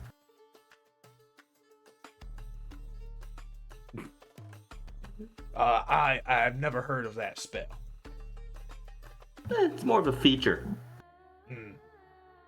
Well, I believe they're at the Crystal Chateau if you wish to speak with them. I think we should take these two. Wow, my voice is like all over. Sorry, I don't feel great. My voice is all over the place. None of us are having a good No voice one's day, having I a good think. voice day. I sometimes slip into doo-doo for some reason. I don't know why.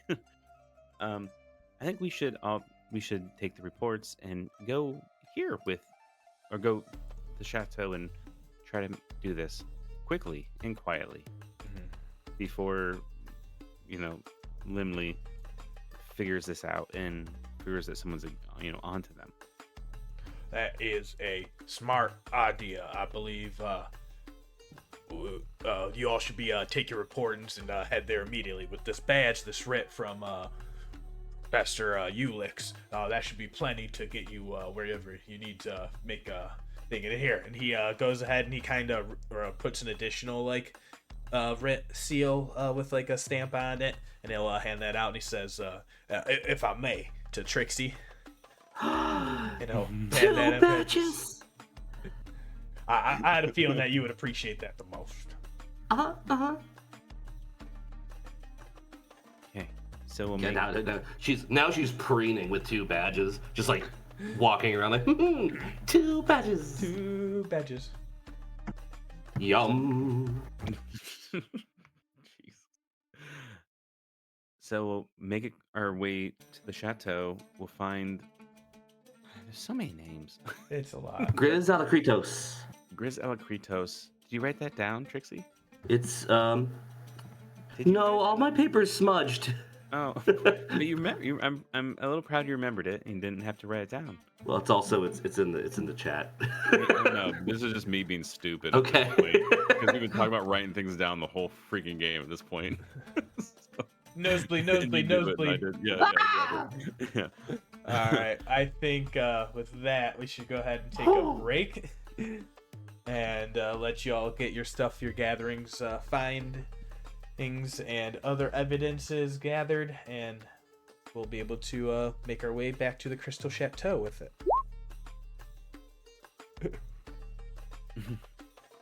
That as well. And also, it's like, this will be a good scene break.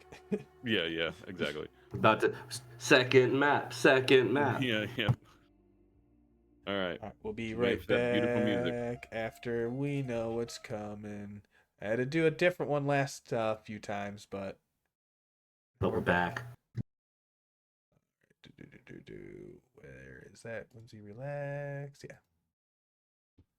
Yeah. There it is. Make sure it's looping. We're good. Immediately relaxed. Yep. BRB.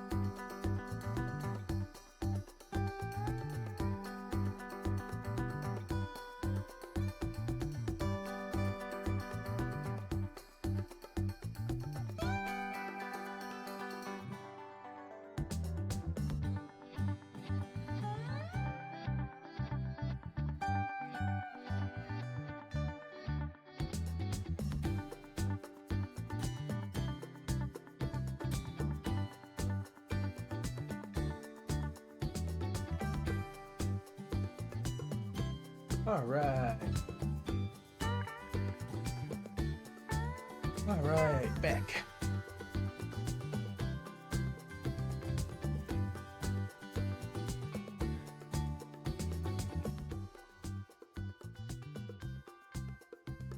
How is everyone? Wonderful. Hopefully, some things are being clarified, making sense, dots adding up. Or maybe the conspiracy board just needs to double in size. No, I definitely see that. Like, I feel like the direction is finally forming. Like, it's like clear goals are being established. Like, investigate these specific people.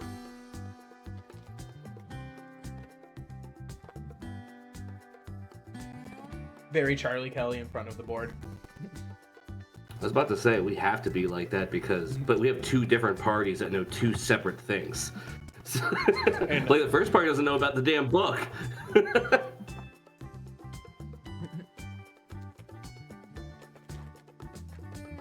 It's you know, trying to get backstory stuff in with all these other extra characters. I can't wait to be fighting that Ruidian Beholder and then being ambushed by invisible stalkers. Just kill Saeryn now. We'll just come back. He's dead. It turns out they didn't die before Aljin. They all died now. Oh my god, right as the scry ritual begins. He'll just...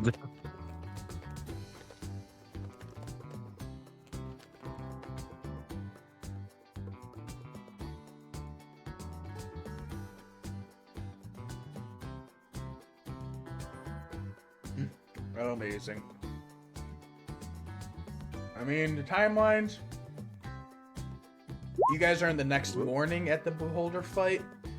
This is going to be the night of you falling asleep and getting those dreams before.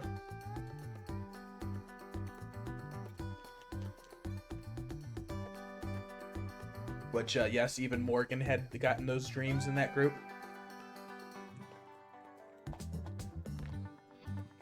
Oh yeah. Silly elf trance BS.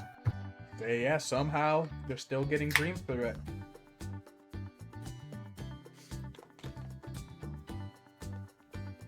But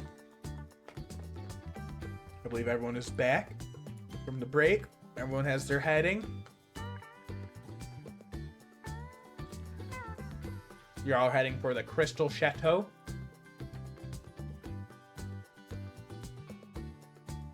Yes. To talk to Headmaster Anakritos. Alright. We're gonna head back to the Crystal Chateau. Yeah, there's so many. 1, 2, 3, 4, 5.5 pages of rows of different pages in Roll20 of scenes. And this is just for Huntarot. Cheapers. Good job, Huntarot. It's I think an entire is that what city. the meat of the book is? Like, is the meat of the book like Huntarot? Yeah. Mm-hmm. Are we recording? Yes. Okay. But yeah, so that has been it's a huge city with a lot of different places that you all could potentially go at any moment. And 2 parties. Fancy parties? We're missing a fancy party time? Just 2 parties, sorry. No, Sorry, I just know we're 2. missing at least one bank heist and one not bank heist, anti-bank heist. There was an alleged bank heist somewhere. Yeah, we'll see. Prolix is gone. Is he in a wheelchair? Is that or is it just the token? Yeah, it just looks like him sitting because he's standing in front of Okay. Aloysia in that image that I get from him. So it's No, okay, I wasn't sure if he was in a wheelchair or if it was. He's just kind of hunched over, icon. and the art's really weird. Yeah. All right. You all head back to the Crystal Chateau. However, Do we have an angry mob or no? A what? Just the three of us? Just the three. Do we have an angry mob or is just the three of us? If you wanted to bring the two with you, yeah. Do we want to do that?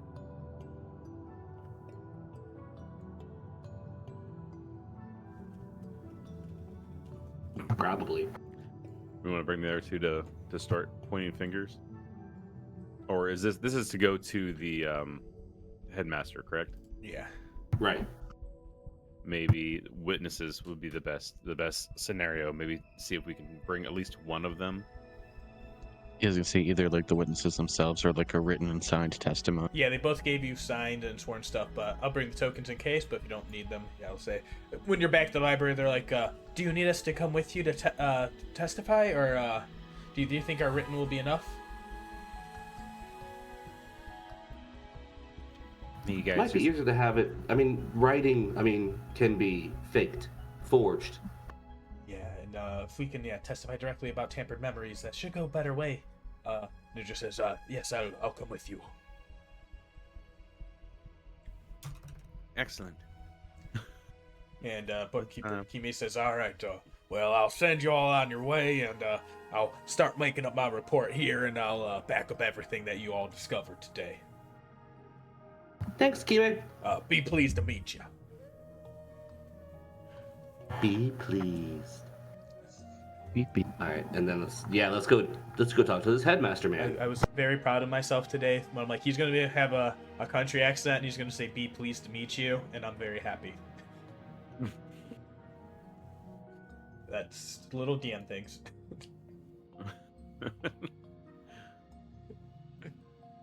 All right, you all head back. You get to the Crystal Chateau. Grizz Alacritos. You get a good description of him.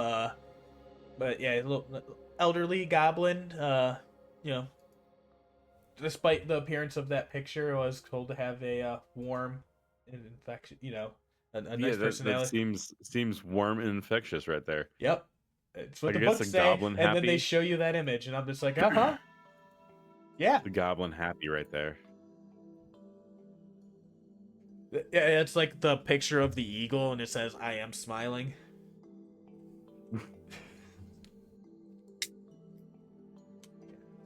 But yeah, he is further inside, and you see Prolix will kind of like send a little message as he sees you all come up, and he says, "Oh, do you all have reportings? Do you need me there now, or?"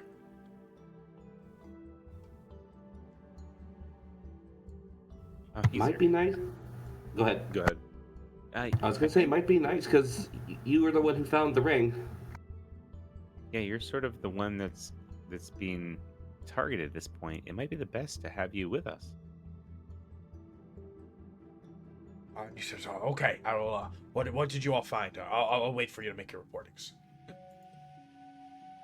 gonna see. He got himself a little bit of people, and he says, "I guess I'll. We should go. Grace Alacritos is in the next room over. At their desk, I believe. Do we need to go over anything here, or are you able to just make your reportings when we get in there? Is there anything I should know?" Have you noticed any lapses in your memory when you start thinking about things? Let's see, lapses in my memory. Gnome, just a few times when I get, a little sauced, and I have a few too many meats, but nothing that's sticking out. Why? Because these two had their memories tampered with during the heist of the ring. Yeah, and you see the two of them just nod, and they say, "Yeah, that was under Professor Wist." "Ah, yes, Lima Wish. That's who we sent you to investigate. This is fantastic. Have you confronted them about your findings yet? Have you talked to them at all?" Now that No, we thought it would be a better idea to talk to the headmaster first in order to get authorization for a citizen's arrest. Oh, yeah, I guess we should handle that internally before we go to the hands of Ward. It's the pride of the Allegiance of Allsight that we are able to, humanely and civilly settle internal matters without, betraying the trust of Jaman Ward. Yeah. Also, we might get a third badge. Yes, I do believe that this would be more than enough to induct you in as official members. So we go right to the headmaster then. I do recommend Greece Alacritos because they are a little bit more warm and they're a little bit more friendlier. Sounds delightful. Let's go talk to him. They're very infectious and enthusiastic. Really excited to meet it. I'm so excited for this voice. All right, y'all make your way down into, and Professor Ulix, go ahead and knocks and lets them say, Headmaster, may we come in? And you hear a voice kind of croak from the inside. Yes, Ulix, my acolyte, please come in. What is the bother for?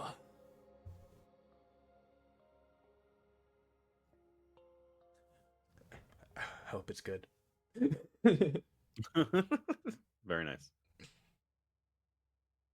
And you see everyone comes piling, and he says, oh dear, we have a bit of a full house, if I must say. I do not have nearly enough chairs.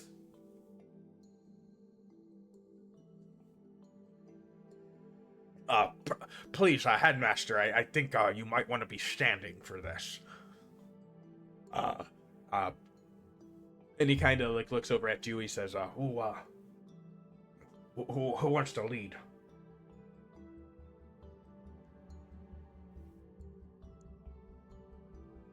Trixie shoves Finian in front. Oh, okay. I was waiting for anybody else to do it, but okay. You're the one with the charisma. Yeah, they say charisma-based swordcaster. I know, charisma-based sorcerer. I know. I'll get up front here and talk nervously. I mean, still nervously at this point. Yes, Headmaster. We just our friend Prolix. He's purposely trying to get the names right in his brain.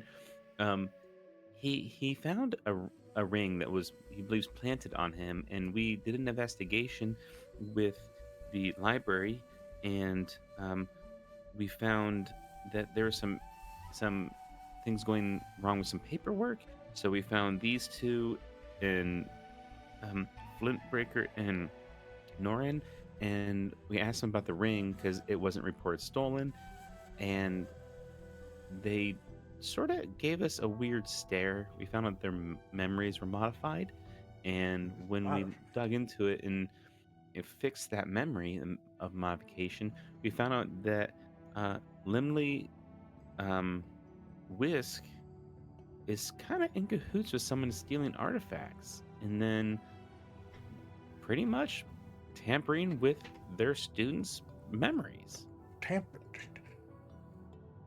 That is a very startling. Hope that you have strong evidence to bring forward with this.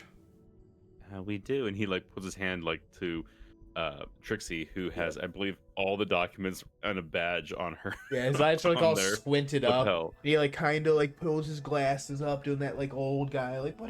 What do we have here? And he you see a little magic splashes out from him, and he is able to get some immediate knowledge from the piece of paper, and he's just oh.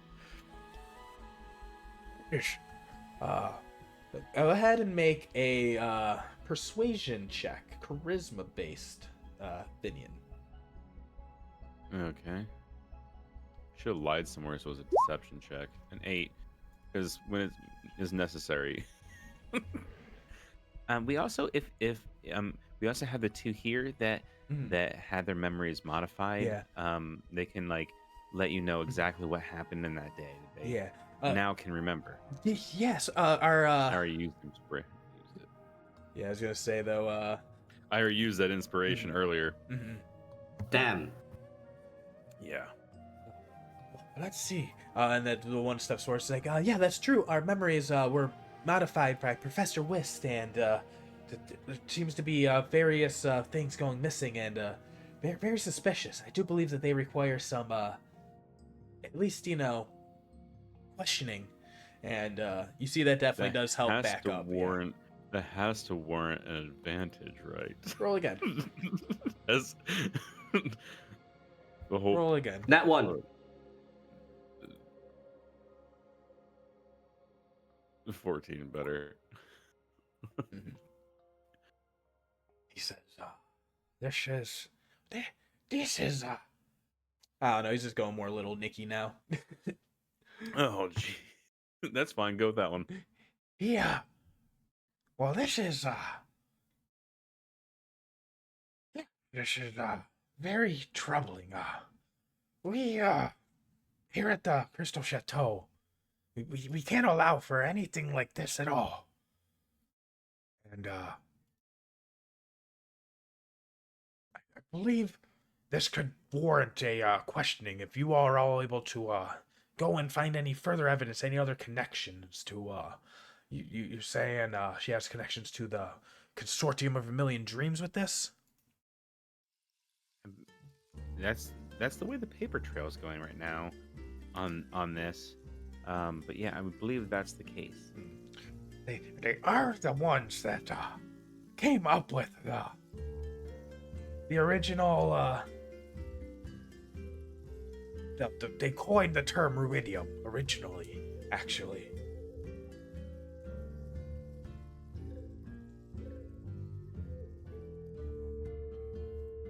But I believe if you can go and get a confession, if you can find any other paperwork directly in her offices that'll connect into this, any of these other missing items. Do we have permission to go into the professor's office unannounced? Here, I can't give you an official badge, but and he pulls out a third script for of paper and he scrawls on it with the authorization of Headmaster. He reads out the credos and he pulls out a stamp, puts it on there, and then he goes and hands it. He says, "If I may," to Trixie. Yes, 3 motherfucking badges. Not to put them all in one, but it kind of seems to be a thing. I'm happy to have all of them. They really enjoy it.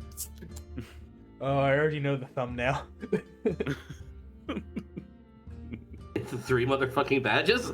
Yep, just a printed piece of paper, writ, seal, done, stamp. Yeah. I'm gonna have to figure out. I'm gonna have to make a sigil for the Sentinel Allegiance of Allsight now. Amazing. All right. Trace badges. Yeah, you got 3 writ seal fake badges. He says, with this, you should have my authority to go and investigate, and obviously, try, not using violence unless necessary, to protect yourself. I'm very happy you threw that last part in. But we will go in, and yes. Which office is hers? I believe she's over and closer to the door, and he'll basically give you the door number, and you'll know it will be this one. Okay. Excellent. If she's still in, she should be there. Oh, she might be there. Okay. We will protect ourselves, but try not to start a fight. Yes, thank you. Please, thank you for bringing this to our attention. You are all very astute, and studious scholars. You might want to also, if she's on any treks down to the dig site, you might want to cancel those until you get this done. Yeah, so I'm we not are telling you how to do your job, but I'm just pointing out, making sure that's done. barring your investigation. We will be reconsidering our work here. This is very, at best, sloppy work, and casting spells on students is not favored in our ranks. But as far as the other accusations, we need more concrete proof. Well, we need a full. We need an approach that is as wide and thorough as possible before we bring any charges. Okay. I think we can do that. Dudu, Trixie, do you want to help me go toss a room?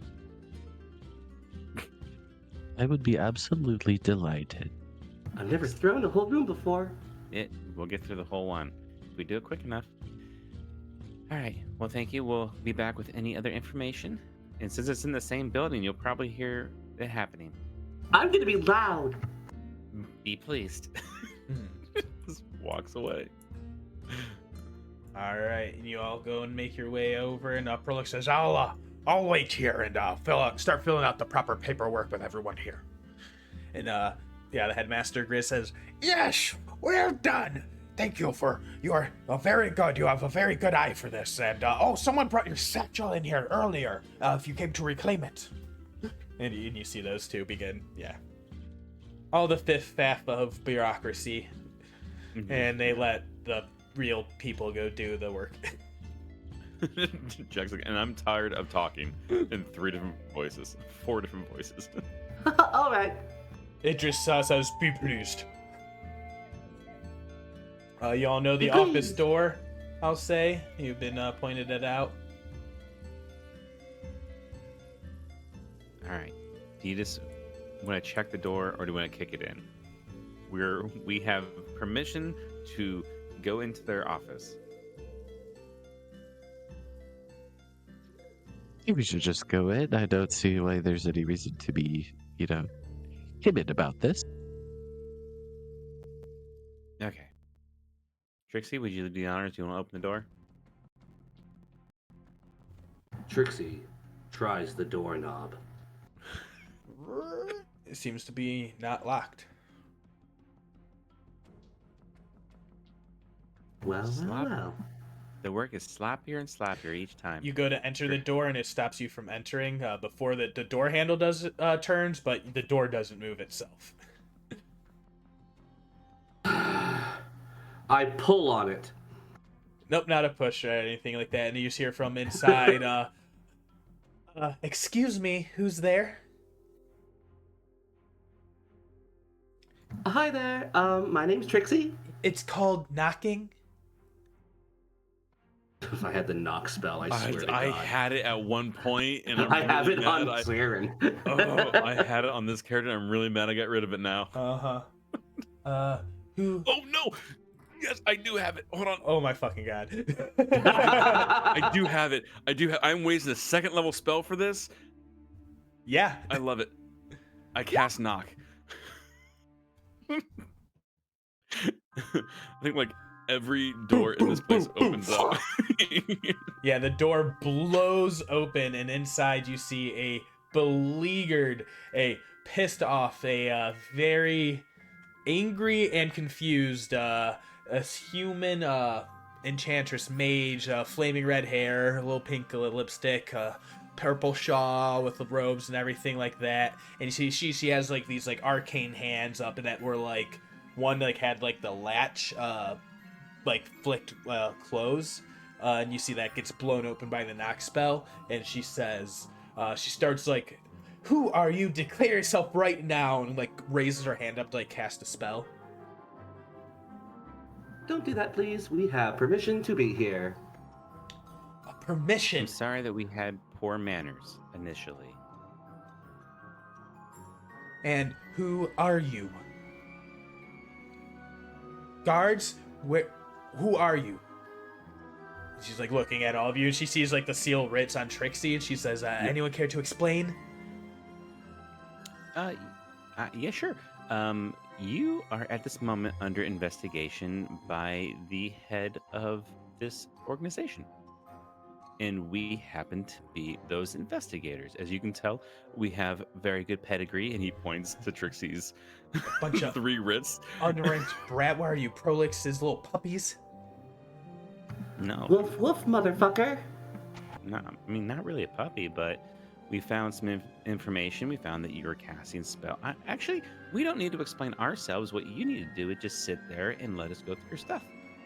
Because this paper says I can. And that's really... And she says, may I read that paper before you start rifling through my belongings?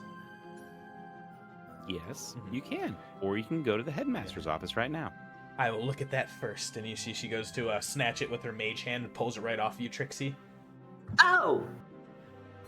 And she goes to read and it says, you are here to question and interrogate me?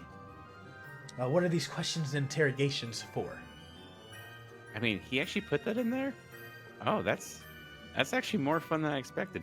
Well, it happens to do with a ring, a ruidium ring that was stolen, but not actually properly filed for that. Then, from what we can tell, there's you guys got robbed, kind of, maybe, sort of. But we're starting to slowly figure out that you cast a spell on your students, which is dastardly. That is preposterous. Well, it would be, but we've restored their memories, and they both came to the same conclusions that they had memories altered. And his name is Prolix. I don't... Who are you, and who are you really working for? What are your true motives here? Coming in and disrupting our research like this. The truth is our motives. Go ahead. Everyone make a... whoever wishes can make an insight check, or if anyone wishes, they can make a perception check. Those are the same for me, so I'm just going to go ahead and do insight. I think also people should still have some inspirations, I will remind. Not Man, Aljin. I'm just rolling great. Yeah. I will burn I my inspiration now. Yeah.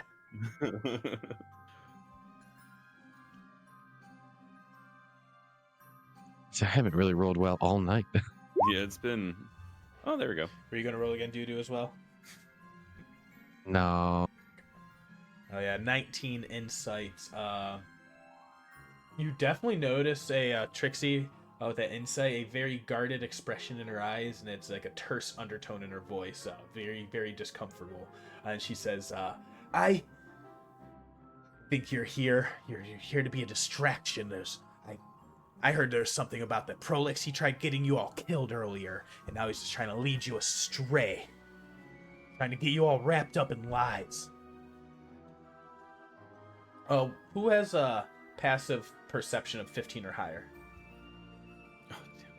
Nope, 14. Trixie has a passive perception of 15, and a passive insight of also 15. Nice. What's Dudu's perception? Dudu's is 18.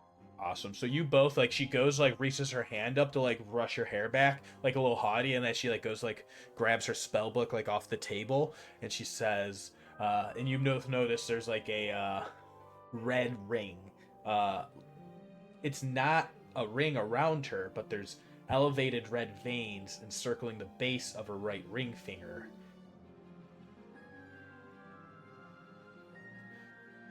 Ooh, looks like you caught something there.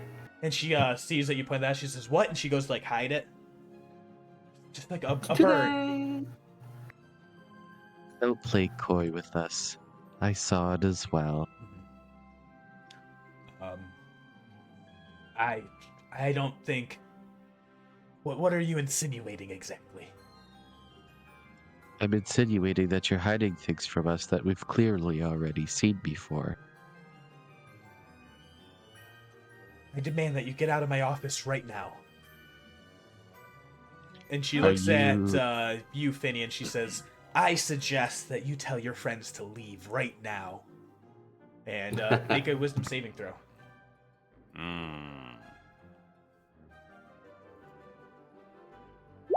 That's 20.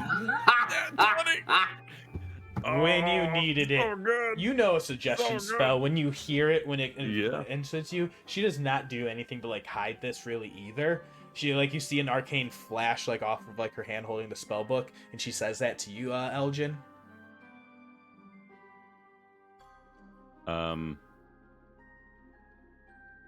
At that point, seeing like the red on, like they pointed out, so I would assume to see it. At that point, it sort of irritates him a little bit, and that spot on his finger is there's still sort of a little scar there, and he like scratches it a little, like just irritatedly, and he will cast primal savagery as his fingernails glow or grow again, but it's this red tint to them similar to hers, and he slams his hand, like walks up and slams his hand on the desk, and just like, no, we're not going to do that. You need to either stand aside or let us do our work. Make a intimidation check. Okay, and then sort of like goes back to like, oh, that wasn't supposed to happen type thing. Intimidation. Hold on, this character does not use that much. Oh, +5. Where's my base? 16. You see she falters and like she looks at all three of you and she sees like you resisting that spell and that flash of anger, and you can see almost like a recognition, like a smirk, and she says, I see its influence is going far. And she goes with her other hand, grabs a stack of papers off of her desk and goes to cast a spell. If there's no reactions of counter spells available, I don't believe there are. No luck, wizard. No. Yep. Nope. Can I counter? She goes and Don't hit casts that one. fly on herself and begins flying out the window in a burst of. She looks around, grabs the stack of papers, mutters an arcane spell, and in a flash of going 60 feet in 6 seconds, she goes and begins flying out the window. Trixie would technically Aljin and Trixie would technically have opportunity attacks. I have 600 feet to be shooting at her, so I'm not terribly damn worried. But yeah, she goes and starts flying out the window. I'll say she gets this far. She goes like 10 feet like up off the ground. She has to like, becomes like typical terrain to get around this tree. She has to fly around. The glass shatters. We need to roll initiative. Even just a simple little game, you know. Well, you had to go do a thing. Well, she cast a spell on me. Well, you got really close to the fucking truth. We got really close to the fucking truth. Of course, you got 20. Damn, yeah. Let's see if anyone had any jump on her. Basically, was going to be the thing. Yeah, I mean, this is going to be a little bit of a epic moment. Let's do. She gets out and she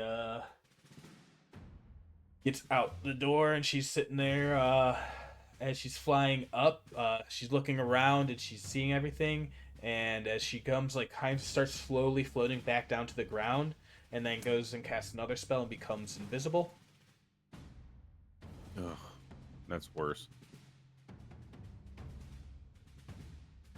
Actually, yeah. That will be Dudu's turn. She scrambled outside, and you just hear like another muttering of a curse. You're like trying to keep an eye on her through the tree of the broken glass. All right, I'll move 10 feet up here, and I will. To get out of this, will this be like an athletics or acrobatics check? You can make an acrobatics or athletics to get out and see if how much it hinders you. Yeah, you see pretty much she auto failed, so yeah, you will have to use difficult terrain to get through that. Alrighty, so that's an additional 10 feet to get here. That's 20 of my 30. Gosh. 5, and that's it. Make a perception check. Actually, your passive insight is 18, you said? Passive perception is 18? Yeah. You see footsteps go, like, starting here and going off in this direction. And Sorry, I was on my character sheet Awesome. page. Could you put one? Yeah, so you see steps like starting here on the ground, and then they're kind of following off in this direction. Check your layer, Jack. Ah, yes, thank you. So footsteps starting here. Okay, and then heading east. Yeah. Okay, let's see. I need to check the wording on a spell real fast. Yeah, I was doing the same thing. Creatures you can see is a big one.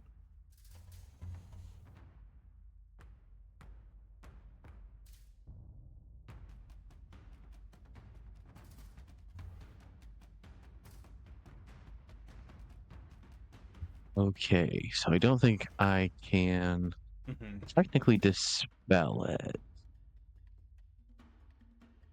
Because it just says choose one creature, object, or magical effect within range. I don't know if I can technically target the invisible effect without, like, seeing its origin. Or what it's on. Ooh. Does it say a creature? Does it say one you have to Post see a within specific range? BTT, yeah. Yeah. That's gonna be one of those weird ones. What does it say in the casting time and like the full like, you know, like how like counterspell has a weird like a creature that you see like it has it in that like description sometimes. I don't think it does. Man, it doesn't say. It just says choose. Go one ahead and make an creature, object. Arcana check, Sure. and then make a survival check for me afterwards. Okay, 19 on the Arcana. Mm-hmm. I'm gonna... Oh, wait, you said a 15. Yes, on the survival. All right. So you're using that as your perception. You saw the footprints. You see where she landed, and then you know, okay, she had to cast an invisibility spell. That's why her flying went away, and she had to land. And I know it's an invisibility spell. I'll give it to you as a player. What type of invisibility do you think she cast? I definitely think this is, like, the classic second level invisibility spell. The greater invisibility? No, the regular one. Regular one? Excellent. Yeah, so with your Arcana, you're not certain exactly what level it could have been or what grade of, but your survival 15. Wizards are not very stealthy. You see footprints stopping right here. All right, I'm going to target that spot and try and cast. Awesome. She's going to go ahead and burn a reaction and counterspell it. Oh, damn. Nice. All right. But she I'll does mark not my- appear in place. Which gives us a hint. Yeah. Hint, Yep. yeah. So with your All Arcana, right, well, yeah. Here's the hint, yeah. Yeah, that's the turn then. Sorry, I totally baited it. I'm just like, nope, she's not going to allow that. Mm. But no, very like it's you know where she is, you know what she's under. Yeah, you're able to yell that out to the rest of the team. Yeah, I'd just be pointing straight at where I believe she... Yeah, you know she's burned a reaction already with that Arcana. All right, Trixie. Well, right. Trixie time. Trixie's going through the window. Yeah, go ahead and make acrobatics or athletics. I'm pretty sure I know which one yours is. Acrobatics or acrobatics. Runs up to there. I'm pretty sure 24 gets me through the window pretty easily. Yeah. It's like a weird diving motion while she's pulling out her bow and knocking an arrow. Sees Dudu pointing. Is she able to get any kind of sense of like the footprints with a 15 passive perception? Or would you like a higher? make a would you like me survival. to attempt? Survival? Got you. 1 second. Way lower DC because I think Dudu's like actively pointing their finger at the spot. Yeah, you know the space that she is in. I would still be firing with disadvantage, right? Yes. Cool. Okay.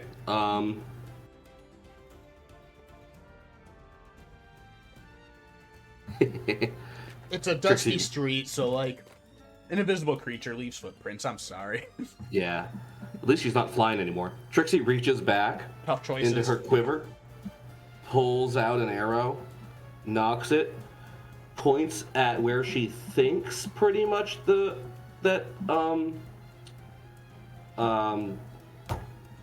professor is, and then aims kind of down and looses a serpentine arrow towards the knees of the professor. Yes! This is all I wanted. And this is not a sharpshooter shot. This is just a regular disadvantage longbow shot. Please say I have a snake token. I hope you do. Watch this be my Achilles snake. Jeepers creepers! 28 to hit. With disadvantage, it's a 28. Yeah. I rolled a 19 and an 18, so what do you want me to do? Yeah, so that hits, latches onto her with like a bite. So go ahead and read the exact wording of that stupid item that I made in regret.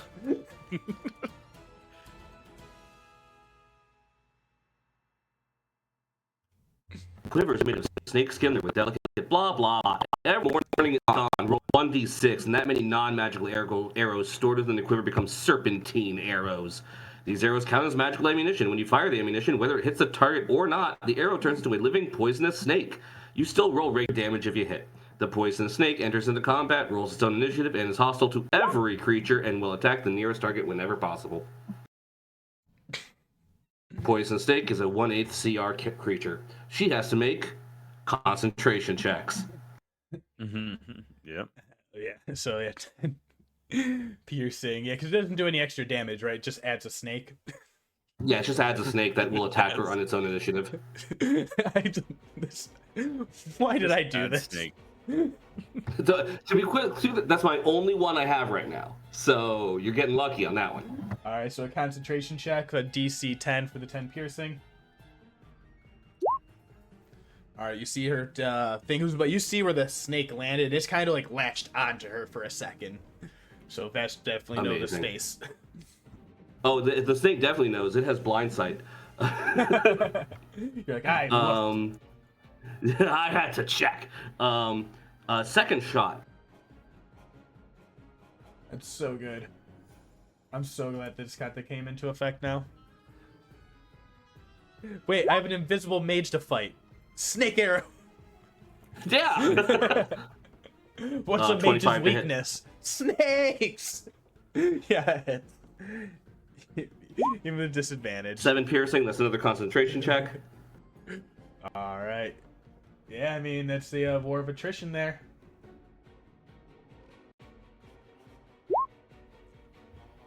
The arcane magic goes away. And you see her there, and she scowls back at you, and she's like, "Snake? What the fuck is this? I found snakes." Snake? Snake! Watch out for snakes. That's 2 shots. I could action surge and like actually start pelting her and like kill her. But if she has any spell slots left, she's probably going to go invisible again, and I don't really feel like doing that. So I will save those. Mm-hmm. So that's my movement, action, end of turn. Last turn, and that was 17 posts in total.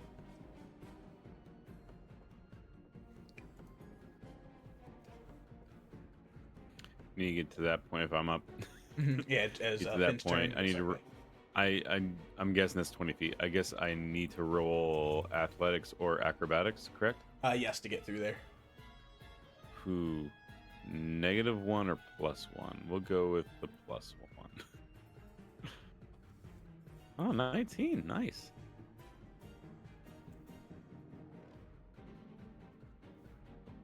All right, Does yeah, that it's impede no any penalty of movement? movement. No penalty of movement. Okay, so that was 20 feet, so I got 10 more. So I don't want to get in the way of doo-doo, but I'm going to. I'm sorry. It's like one of those things, like, I don't want to get in your way, but I kind of have to at this point because I need line of sight a little bit. Actually need to see what one thing.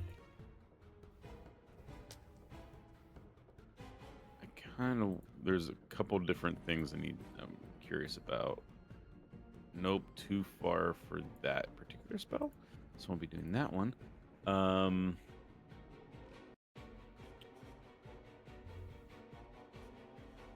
She's good at that one. Man, is there? Hold on. Let me see if there is a way I can sort of sneaky here a 10 extra feet of movement. 10. No, there's no way to get there. Actually, it'd probably be closer to here because of diagonals and BS like that. Probably. Oh, that's not what I wanted. I had ideas, and then I couldn't quite get where I need to go. So those ideas are now out, like 35 feet, are now out the window of what I really, really wanted to do. I don't have like anything cool to like make dilemma. It. Yeah, spellcaster dilemma. But I do have this ability, which would help a little bit. What? There it is. I was looking for it. It is in a 10-foot radius. Make sure it's radius.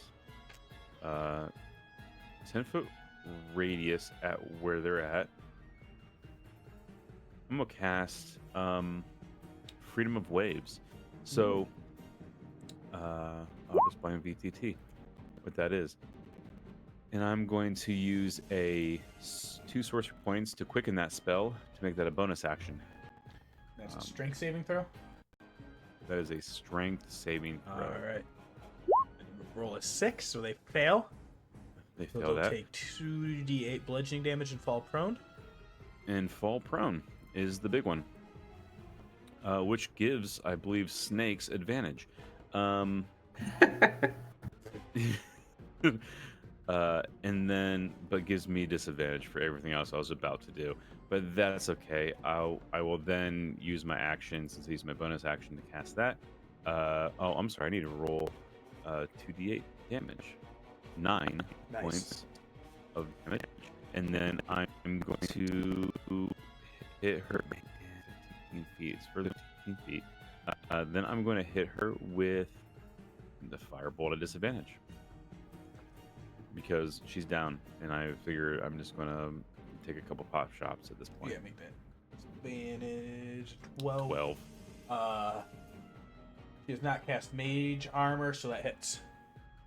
Oh, crazy. Oh, that roll. Roll once. Please don't roll again. It rolled again. 14. It rolled twice. Yeah, 14 points of fire damage. Nice. Okay, so I mean, she's looking really messed up. I mean, mage is not known for their high HP pool. Yeah. All right, you can stop any time. Yeah, and We can do this all day. And she's looking around and she's seeing everything. Is that the end of your turn? That is the end of my turn. Mm-hmm. I was trying to freeze her in place with Rhymes Binding Ice. Mm-hmm. I couldn't. I was just 5 feet away to like snag her. And with she that. looks around. She's looking panicked. She's like down prone, and she's like, "No, you're not gonna take me. You can't stop us. You can't stop us." And she goes and casts another spell. I need everyone to make Constitution saving throws, as a cone of cold washes over all of you. 20. 10. Okay, I'm gonna find the thing. I mean, we all know everyone's in the cone. But it's cool to show the cone of cold. It's big. It's huge. This is just happening in the street. Yup. Finnan, you're attached. Ah. Oh no. So, I'll take yeah, him take back. you back, yeah. But yeah, He's here. boom. I think your snake might die. Your snake needs to roll. Yeah. The snake at half damage is dead. Yeah. I'm gonna think she's gonna try and angle it where it gets in there. Yeah, pretty much, just like that. The whole building shakes. Yeah, it's really To the bad. point- It's that's a full 88 damage.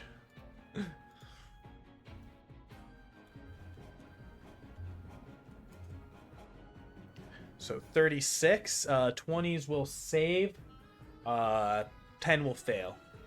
So 36 cold damage to everyone, 18 for half.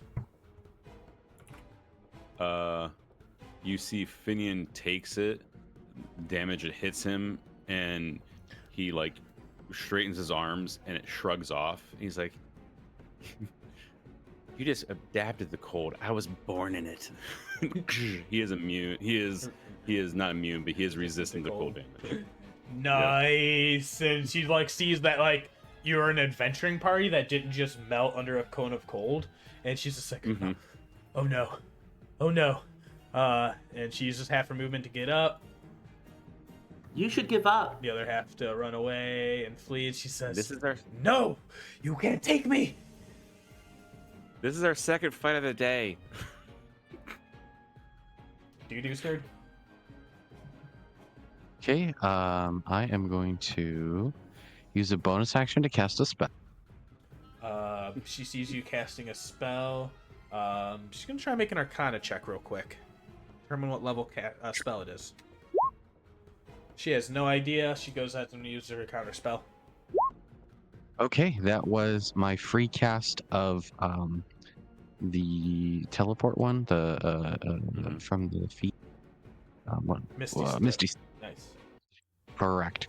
Okay, so no Misty Step. That is A-okay. I am going to use my action then to wild shape. We're going to go to a giant spider. Nice. Yes. Just make you a giant. Want me to make you a spider? I can get a spider. No, that's.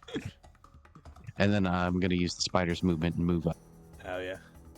Alright, you start closing in, and she's looking pretty dire, and we'll move on to Trixie's turn. You have a big spider in your way. That completely changed my plan. Ride the spider.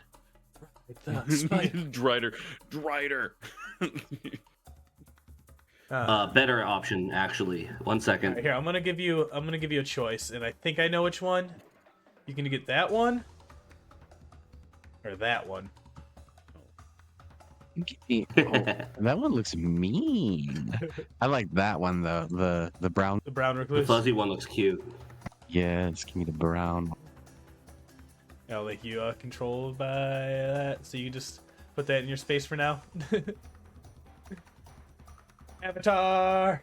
And you see this other one goes skirting off. It's like, oh, I wanted to be chosen. I'll remember this. Next time, little bud. Oh yeah, Trixie. You see a big brown recluse in front of you.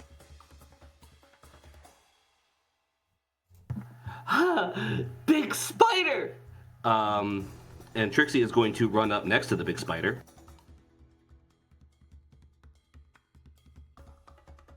Yeah, since those are trees, you can stand under there, no problem. Gets to there, says, "Hey, big spider, do you trust me?" You just see like the mandibles clicking and the head going. That sounds like trust to me. She does a bonus action, like touches you briefly and teleports you 30 feet so that you're about 20 feet in the air above above the professor, so that you'll fall on her. That is my face. That is my spring phase step. I can teleport other people Into a spot. It doesn't say a surface, right? It just says an area you see. It says a creature choice you can see within 5 feet of you takes. No, wait, that's summer. That creature then teleports instead of you, appearing in an unoccupied space of your choice that you can see within 30 feet of you. Yeah, does not say you can't do it above ground. So he's gonna need to make a dexterity save. Go ahead, and make a dex save, Spider. Spider Dex Yeah, is. see, she's going to 17. All right. Looks like this is a +3.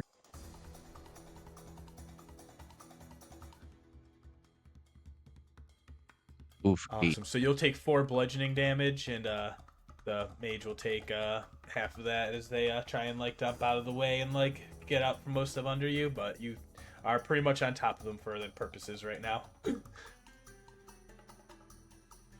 And then I'll make 2 shots with my action. All right. They will have a bump to their AC from having a big spider on top of them, but I think that's perfect. I have sharpshooter, so I ignore anything less than full cover. All right. You're able to find a spot.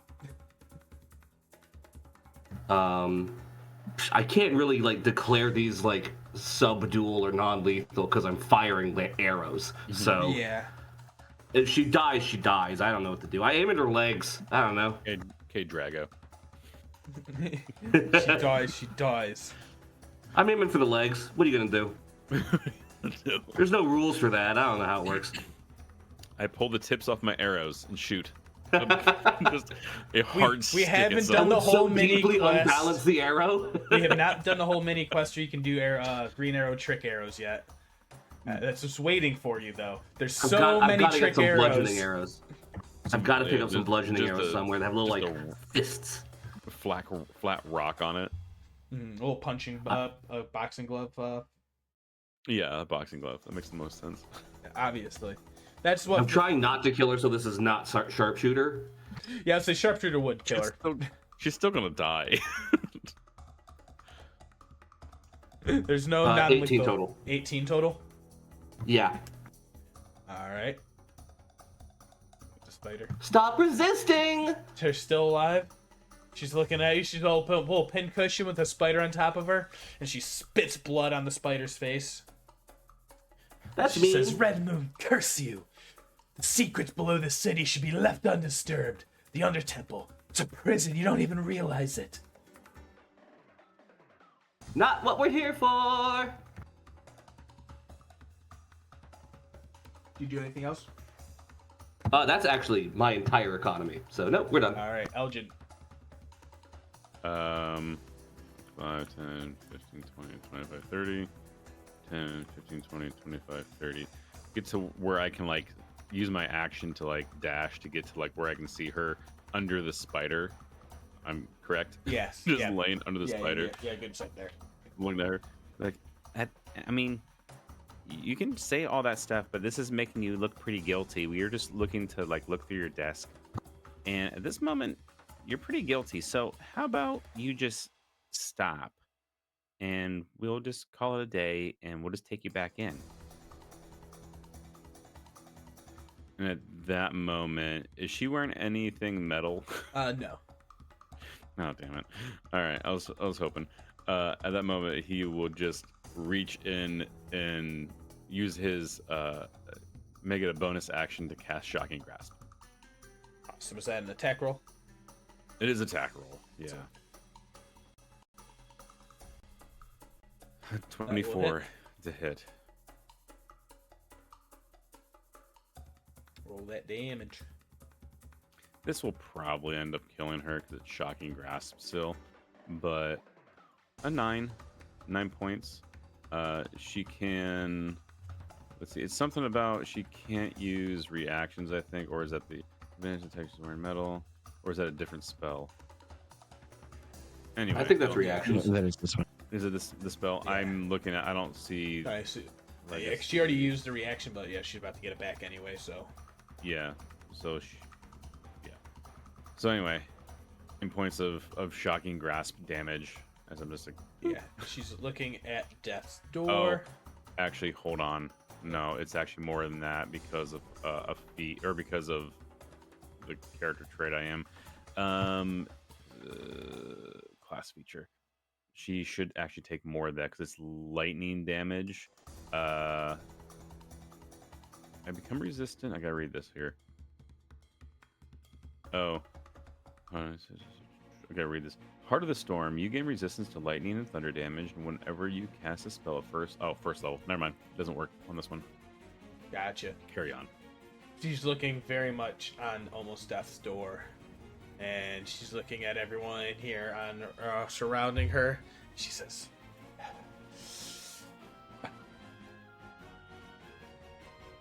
"We must go. We must go.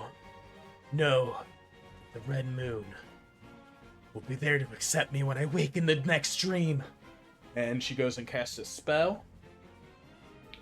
Point blank on herself. At 1 HP, she casts a fireball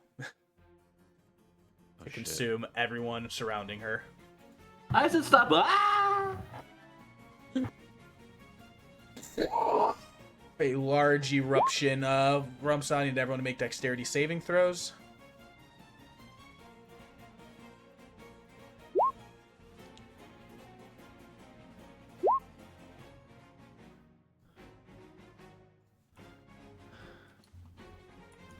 That's going to be 8d6.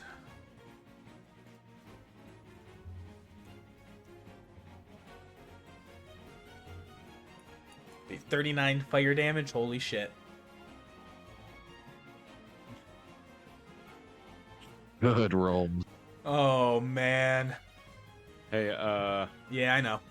we want to buff up those rolls there, bud. What the rule is between over damage and deaths. So it's 39 damage. What was the deck save is DC 14.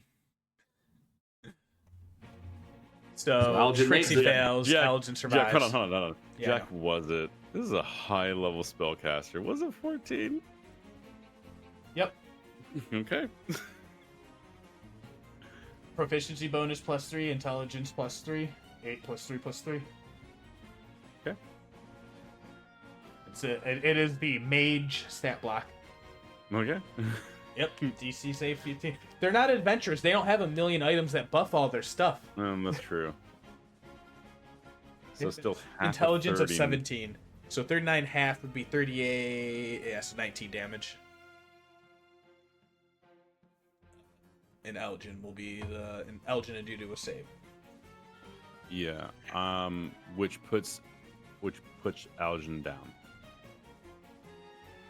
As the fire subsides, you see is burned away into a ember and ash pile.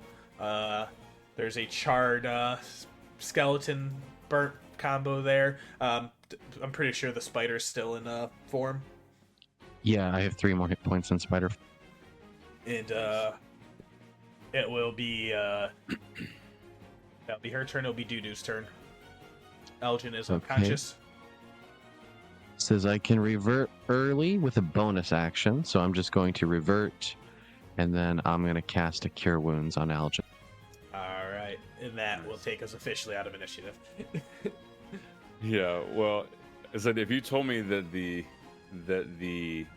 DC was like 16, Yeah. higher, it would have been very, very, very close to Aljin being probably dead outright again for the second time this session. I had 12 hit points, and he rolled a 39. What's your max total? You didn't hit it. It was 7. Yeah, it would You have been came close. actually close. Dangerously close. Yeah. Yeah, you definitely have a very charred Aljin, and as you cast that Cure Wounds on him for 7 healing, he comes up, and we are out of initiative. No, I wasn't being like, "Are you sure that's what it was, Jack?" But it was just, it was a long pause of like looking at what we rolled and like 14. Yeah, I was like, "Ooh, wait a minute, that's yeah." I'm like, that number is That's very important dangerous. right now. Let me get that. Yeah, that's very important with 2 of the guys rolling 15s and 1 rolling a 7. Nice. You take a moment to break, and Did that burn all my arrows up? no, the adder, the snakeskin seems to keep it really well protected. I don't think I get that one back. I think that one fully turns into a snake and dies. Oh, that one, So I yeah, think- that one's gone. No, That one's gone, but the other Arrows 3 are gone, arrows. Yeah, because those are just regular arrows. So Trixie's just like deeply disappointed that she's gonna have to go hunt down more arrows, maybe steal them from that lady again. I'm at 11 hit points. That nearly got me. Yeah. I assume at this point. Yeah, Does everyone comes anybody running run out of Yeah. this? Ev- Say- Everyone comes running out now. That was all like 2 rounds of combat, so this was like Yeah, the wasn't a reaction lot. time of people to like come Yeah. out, and they like come sprawling out to the sidewalk, and they're like, what the hell is going on in here? Yeah. At that point, I think you see at that moment when he says that Dudu's the one like going from large spider to human size, and then touching me and bringing me back up. I think that's like. We asked the professor to let us investigate her room, and she flew through the window and stole a bunch of papers, and then when we pursued her, she blew herself up. Yeah. And now that you mention it, when you look down, the papers that she had in her hand, you see now why she cast that fireball, so she can incinerate the paperwork. I think we got a little too close for comfort for her, and yeah. Whoa! Oh my! That's very troubling. Oh dear! This is gonna be so much paperwork. So you think she was a spy for the consortium or the Sentinels after all? That seems more like the Sentinels. She mentioned the fact that no one should be going down into the expedition, and she was hoping that she would end up in the next dream of the Red Moon, and she was cursing us about the Red Moon, and, stuff like that. Sounds what they been screaming about. Here, come here. There's something I would like to show you all. And he casts fireball on himself, and we all die. We all die. Me too. It was me too. Dio. No, he says we'll Prolix, go ahead, go get the hands, and he goes and gets the little other interns. He says, take care of this. Let them know what happened here. We'll get a full report for everyone. But you 3 follow me into my chambers. Then they do the walk you all the way down into the room. At this point, you see Aljin. He's like not casting spells. It just sort of happening as he has his hands on his head, where like the burns are at, and he's like just water is pouring out of his hands as he's trying to soothe. Mm-hmm. He has the ability to make like a small amount of water at will. Mm-hmm. So he's just like trying to cool himself at this point, because that sucked. Mm-hmm. I think you guys know when you're right next to a person that fireballs themselves, it sucks. Yeah. Oh yeah, no. Tenebris has done it before. Yeah. Sometimes you just need to fireball yourself. Oh dear. Trixie has like a bunch of her hair is like singed and her eyebrows are gone, but as she's moving through, they're already starting to like return like spring leaf, like flowers and spring leaves, and it's just kind of like regrowing rapidly. Mm-hmm. And I've used my bonus action second wind, which was the 16 there. Nice. And he says, it's just reading a report. It's talking here about the consortium of Vermilion Dreams, and what we know about them. They're the 5 founding members. They're Eridrine the Owl, a Goliath. There's Dendaron the Sun Bear, a little halfling. Lartho the Wolf, a human. Kelker the Ghoul, and then Avril the Moth. Those are not much is known about them, but they meetings about the Vermilion cult there. They claim that they were all visited in a dream. Red Moon Ruidus came to them, spoke to them, and that's how they came up with the name Ruidium, to name this red crystal. This is how they got involved in the first place. This is a troubling thing indeed when omens are brought together in dreams.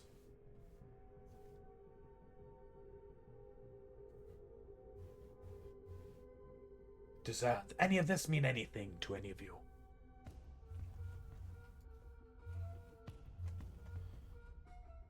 Trixie's like looking from side to side, like hoping someone else says something first. Yeah. Like, Not entirely.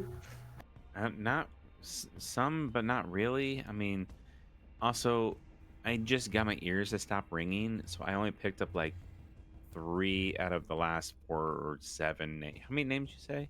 There's 5? 5 names. Here, let me write them Okay. down for you. Yeah, that'd be Writing great. down is easier to remember, but let me give you the proper spellings. We're sort of figuring that out just now. That writing things down is important. That is the nature of the Allegiance of Allsight. When you could say the Cobalt Soul, although they're busy with their own work chasing, betrayer god cultists of Zahir somewhere. I don't think I remember notice any of those names. But Nothing. they said that this moon, this dream, it came to them and it gave them the name, the First Eclipse, and that's the name of the bar. I would love to go to a bar right now. Here, you all look like you need a drink, and he pulls a bottle of like brandy out, like a very stiff brandy. Excellent. But no, I don't think he takes a healthy swig of it. Doesn't even put it in a glass. Do you think it's a bar? I guess that makes sense a little bit. Well, there's the bar. The name is the First Eclipse. That's over in the Sun Cup Bazaar. That's more or less what had been a headquarters for them. I don't think any of us are in a real good place to go chasing after more cultists, possibly. Sort of looking at. Oh no, not looking today. at I'm just trying to help see okay. if there's any connections, like if any of this. It's all chaotic. There's a lot of things going on here in the city. So many organizations all vying for the same purposes. It seems like it's we're just trying to find the dots that connect to help my expedition members down below. Although, if anything, I would ask for help down in the Kale Morrow itself from people who are. I mean, you just took out, if I may say, a very high, powerful mage. He gives kind of like a nervous laugh. I mean, we started it. I think she kind of finished it herself. We didn't start a damn thing. She flew out on us. But again, we were just trying. And she took my badge. That reminds me. In reward for your services here today, and he slides forward a pouch and he spills out, and it has 50 platinum pieces in it. Shit. I can buy a badge. That's 500 gold. And then he says, yes, I do believe you have all earned, and he slides you all an official badge of the Allegiance of Allsight. Does this mean I get to that office? The now vacant office. Yeah, the one that just opened up like a few minutes ago. There's gonna be a lot of paperwork about that. Well, we'll get back to you. Are you looking for a permanent position here? If there's gonna be a lot of paperwork, I think I'll just pass. Lots of paperwork. Oh, But well, you have done the Allsight, the Allegiance, much great favor today. Is there anything I can ask of you in anything that you need to ask in return? Any questions you have?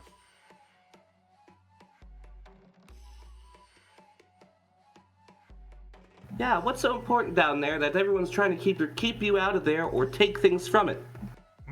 That is a great question. Very astute. As far as we can tell, knowledge, power, the learning from history, there's a site of a great calamity that had happened here that had been nearly forgotten about. We're starting to believe that these sentinels' memory have been helping work to keep all the secrets from being uncovered until now. But they cannot stop the march of progress. Time's arrow marches forward, and we'll find out what hides below there. This ruidium red crystal, it's a magnificent item. It exudes multiple magical properties, seems to help circumvent, even divine nature. It can be used as a material component in almost any spell. It seems to increase the effect of anything that is used for enchantments. Has been like as you that ring that you brought forward the attention of. Now that we've had a look at it, we were able to learn from bookkeeper Kime's report has just came in reascending, and he was telling me a little bit about how it seemed to corrupt a pre-existing magical item and, for lack of better word, enhance it in other ways.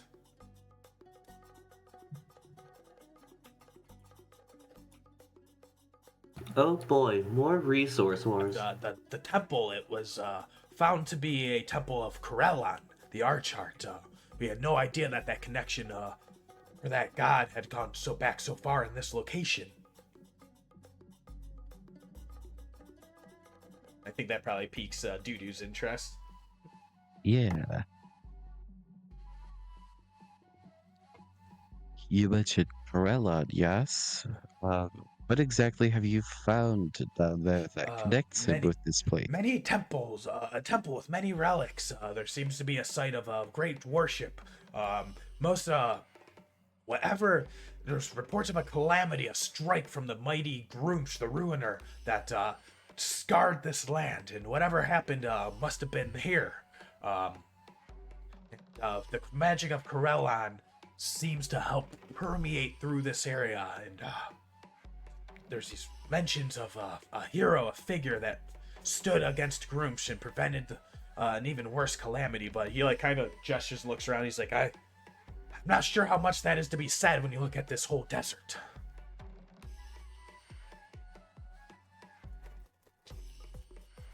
And to stop the force of a god, I shudder to think what force this alleged figure had behind him.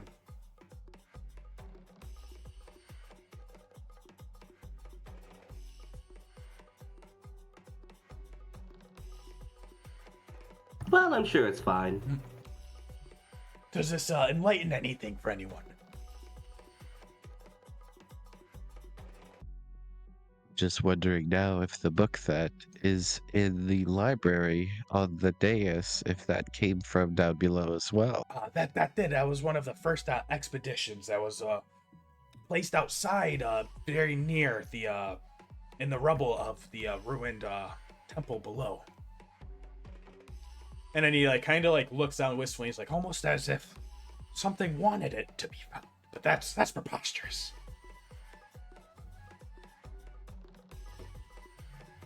I mean, lots of things want to be found. Mostly cursed stuff, though. There is that. Be careful with anything you touch that would be there. We don't know the type of magic. This Kael'Maro, they call it, seemed to be a utopia between elves and orcs, as crazy as that sounds. We found traces of architecture and cultures that have been, from different societies from all over Exandria.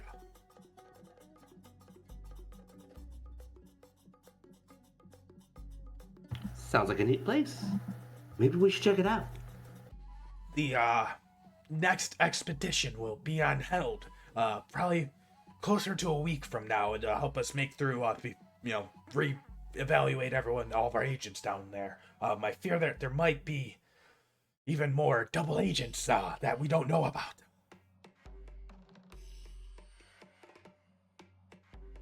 I want to start casting zone of truth around your agents and asking them questions about about Limley and make sure everything's copacetic at this point.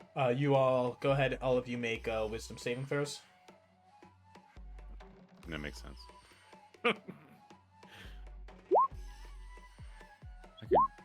It is a DC 15. It. Do you fight it?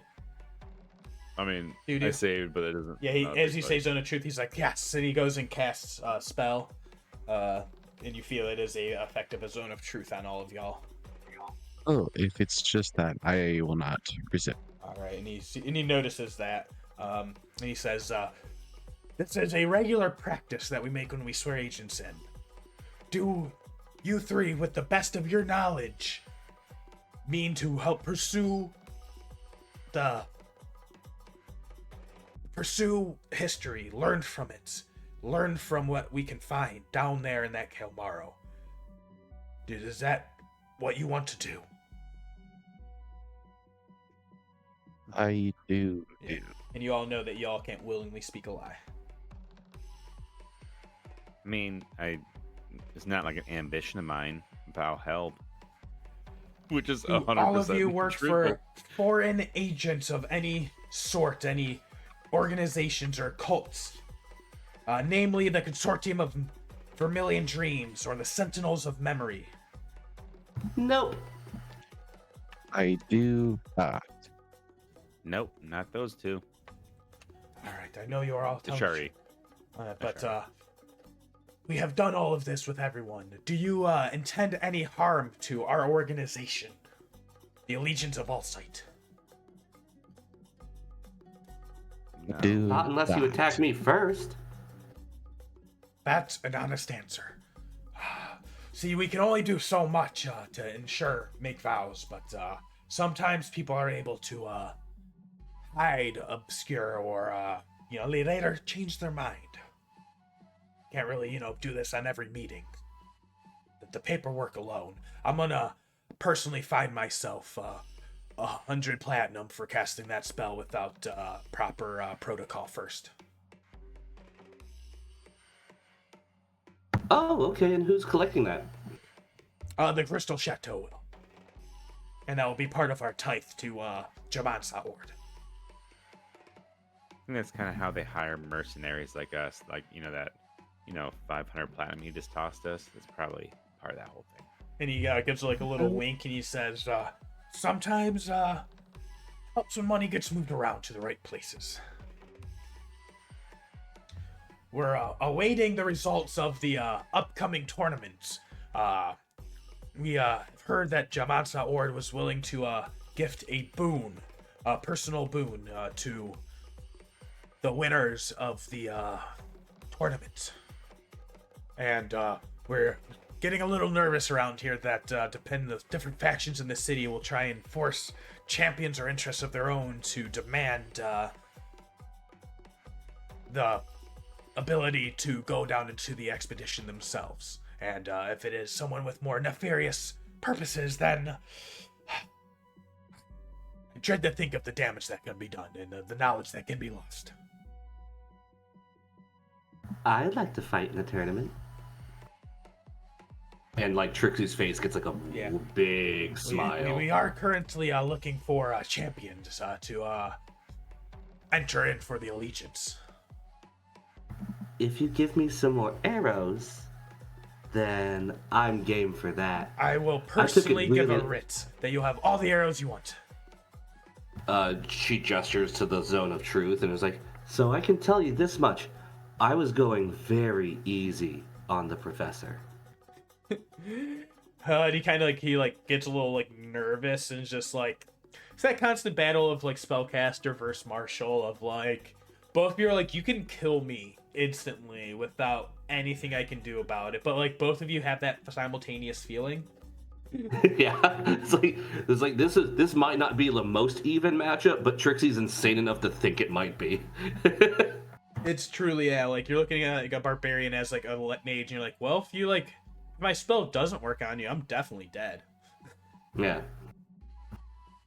Whoever goes first wins. Yeah, amazing. Yeah. With this, we'll go ahead and add counter espionage to your list of accomplishments today.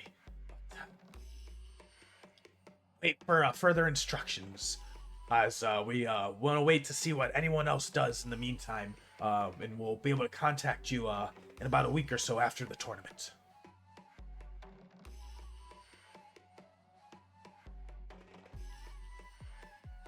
I don't know how protocol goes. Is that all we need? I'm seriously gonna go just lay down for about 4 hours. You all look like shit, if I may say so. Well, thank you. I caught fire! Again, I'm very worried about the state of my books. If you touch anything in here, please don't. that was our second fight today. That wasn't even the first one. And we could see this. No, we couldn't see this one. We have a bad habit of fighting things invisible. Hey, at least we fixed that. I made her visible. Yeah, that was good. And I threw a snake at her. You shot a snake at her, yes. You what? Which is, it's concerning, yes.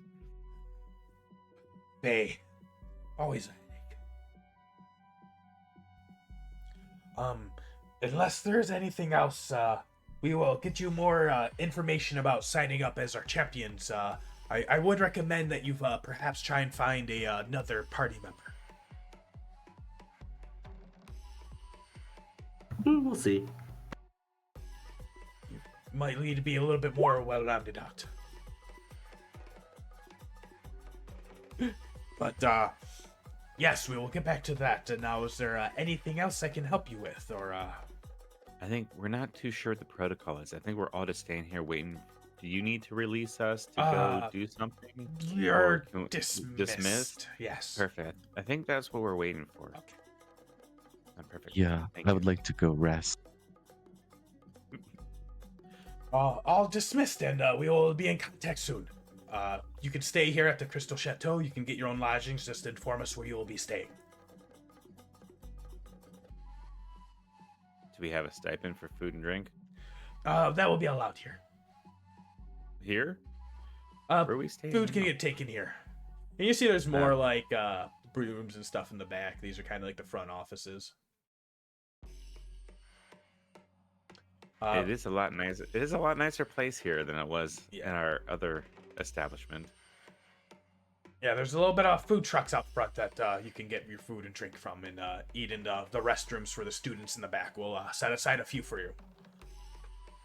But it is not as cozy as most inns and taverns in the city. All right, we're going back to where we were, which I don't remember where that was.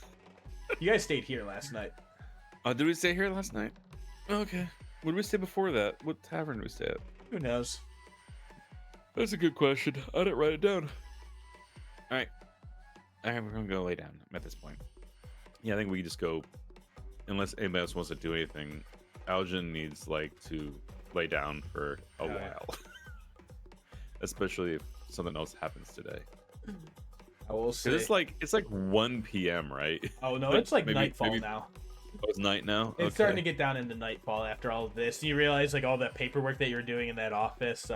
It took a little bit more. You got ambushed by Prolix on the way out. You got to sign a few forms and witnessing, and they take care of like most Vegas. of the They take care of most of like handling the guards. They really try not to deal with like external things if they can. You know, it's a proud vein for them to be able to take care of them things themselves. But when a dead body is in front of their headquarters, they kind of gotta make the notices. Eventually the body is picked up and removed,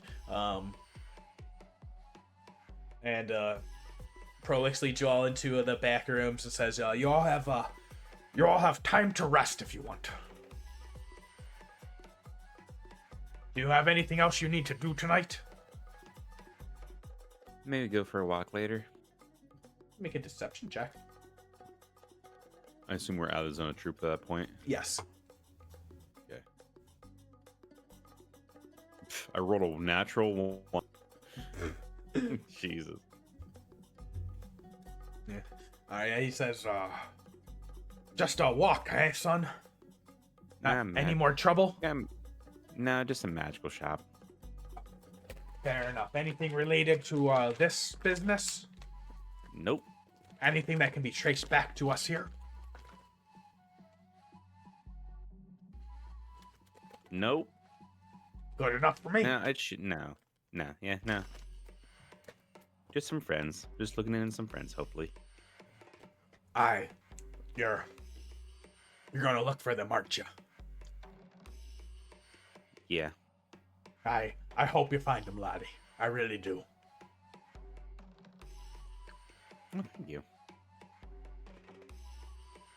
What about the rest of you? I have to go find more arrows.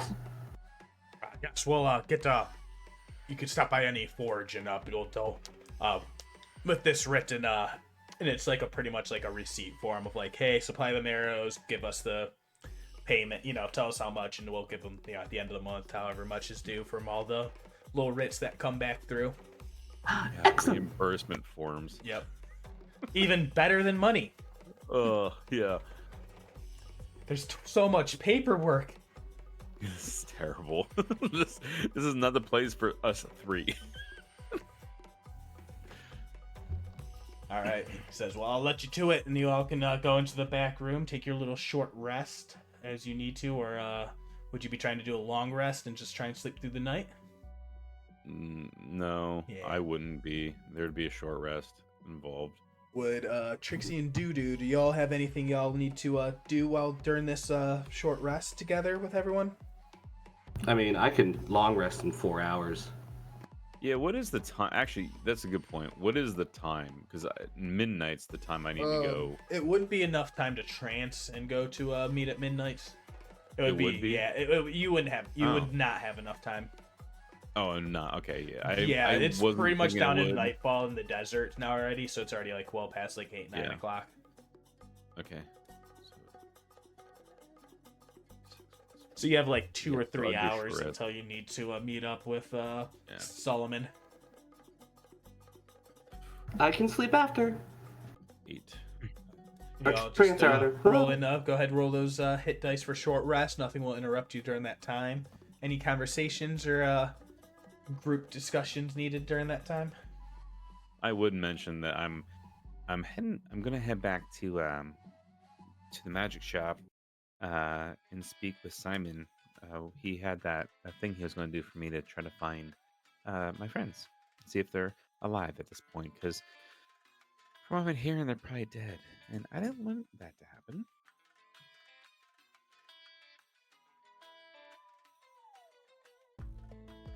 You're welcome to tag along if you want to go to the shop again.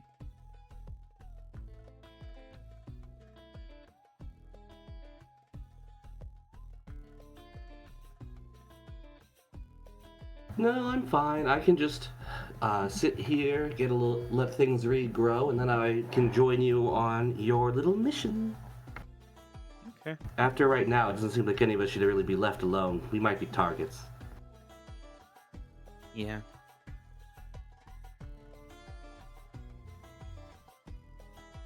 Even after the short rest, Aljin doesn't look great. I'm back to near max. Are Yeah. Well, I did click because we must have taken a short rest a couple times. So I looked at my short rest dice and I gotta. Yeah, there's a short rest. Yeah, we had after one the short rest stalkers. earlier. Yeah. Yeah. So I rolled, but I had to take short rest to actually Get them taken. it. Yeah, Yeah, it might roll it for me though. No, it didn't roll. it's always That's- tricky. Yeah, it's dumb. Yeah, it's weird. But yeah, I'm down to out of my 8.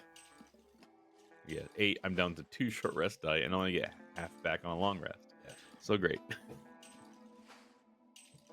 Just to bleed. We'll work through it. Yeah, it'll be a couple days before I get it back. All right. So pretty much y'all just hanging out. Any discoveries, blah blah. And information that you wanted shared throughout that time, it can be freely shared. And it comes around. It's getting closer to nightfall, midnight now. So who's all trancing? Who is all leaving to the shop? And who is all staying behind? Aljin's going to the shop. I would Trixie's also gonna go to the shop. All right, it's all of us. It would be one of those things like he'd be like, "You guys, you don't have to go. It's fine. It's just I'm just going to a shop. How much problems will it be?" To be honest, I'm just quite curious, and we could all trance afterwards. It's fun. Oh yeah, I keep forgetting we're all sort of the same persuasion. So you all make your way heading to the shop where you first met Solomon and all of the stuff that went with it. Let me see if I can find a nighttime one. Yeah. You head into the shop. You find the magnificent mansion door waiting there for you. Ting, ting, ting.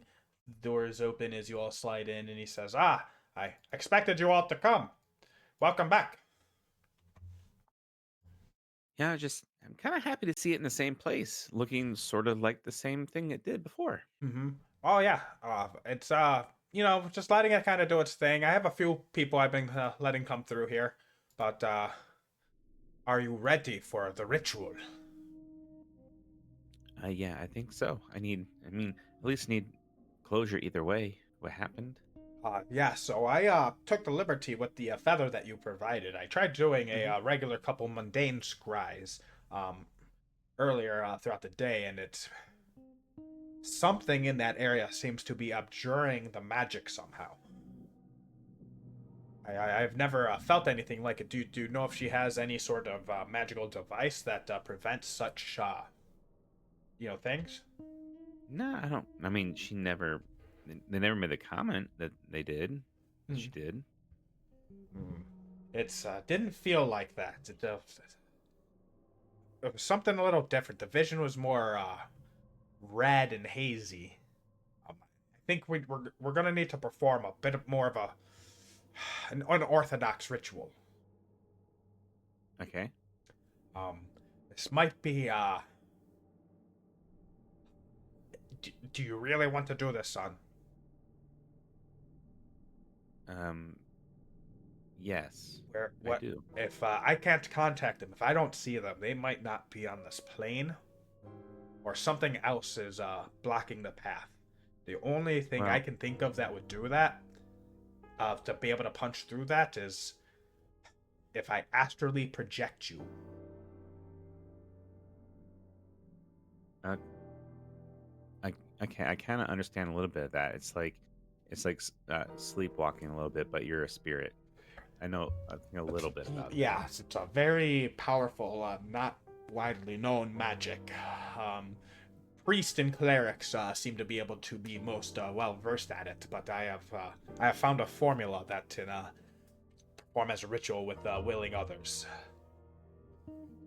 I whatever's there. I mean, it could just be she's somewhere in a different plane, and you just stay there and you have a conversation, and it's very nice. If there's anything reason that something's trying to keep you away, I don't know what will be on the other side. Um. Yeah, Or I think. or they might not be in the plane of living anymore. Well, if they were dead, would you be able to reach out, or it'd just be like, poof, it didn't happen? It's never felt like this before, but I don't know. This has never happened before. I mean, it's almost if it's never happened, it's almost you almost have to do the do the astral projection, right? That's like kind of the thing, And he's getting nervous because it's like one of those things. Like he assumed death at this point, but then a little bit of hope talk with, Mm. uh, he tried to make a connection, but it's a block connection, which is less. He would have figured a different conversation if it was I tried, no connection at all, can't find them at all, they're dead, Mm-hmm. is one thing. But now it's like a little bit of hope that they might not be dead and they're in a real big pickle. Maybe Mm-hmm. that's like we need to maybe do Mm-hmm. the biggest spell he's allowing me to do at this point. Mm-hmm. Is this all of you want to go through this? I can stay on Oh, this side and hopefully keep communication with you. I can every you know little bit I can send messages until I run out of and he like pulls like a small stack of like sending scrolls, and he says I'll try and keep a little bit of contact with you, but if you end up on a different plane, there's always a chance of failure to begin with. You said you I, wanted drastic measures, son, so I'm not sure if this is what you want. I mean that's they're my friends. I know them. That's I can't ask you guys to go through this also if for people you don't know. Is it dangerous? Are we can we die in this form? Um, I won't lie, potentially. I'm gonna take If yeah, there is I was danger, it can I happen. was I was gonna take pregnant pause as a yes, you can die. So I mean Trixie Doodoo, if you guys just wanted to walk back to the inn and take a rest for the night, I fully understand. I think I would like to stay here and observe. I I, feel that this journey is your own, but you don't have to be alone when you take it. I can trance here just as well as I can trance anywhere else.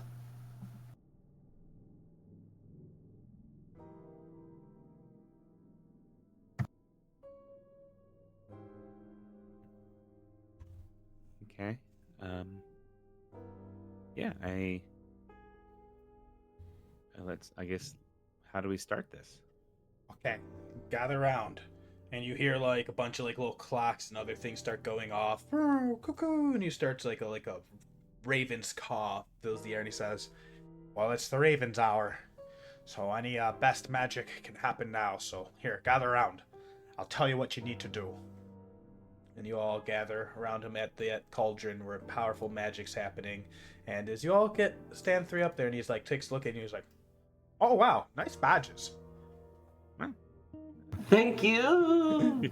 And with that, we'll end the episode Oh, nice. on a cliffhanger of suspense for an astral projection. Why would this group need to be astrally projected anywhere? I don't know. That's a good question. We'll find out. On the next episode of Call of Netherdeep. I'm sticking to it. Like and subscribe.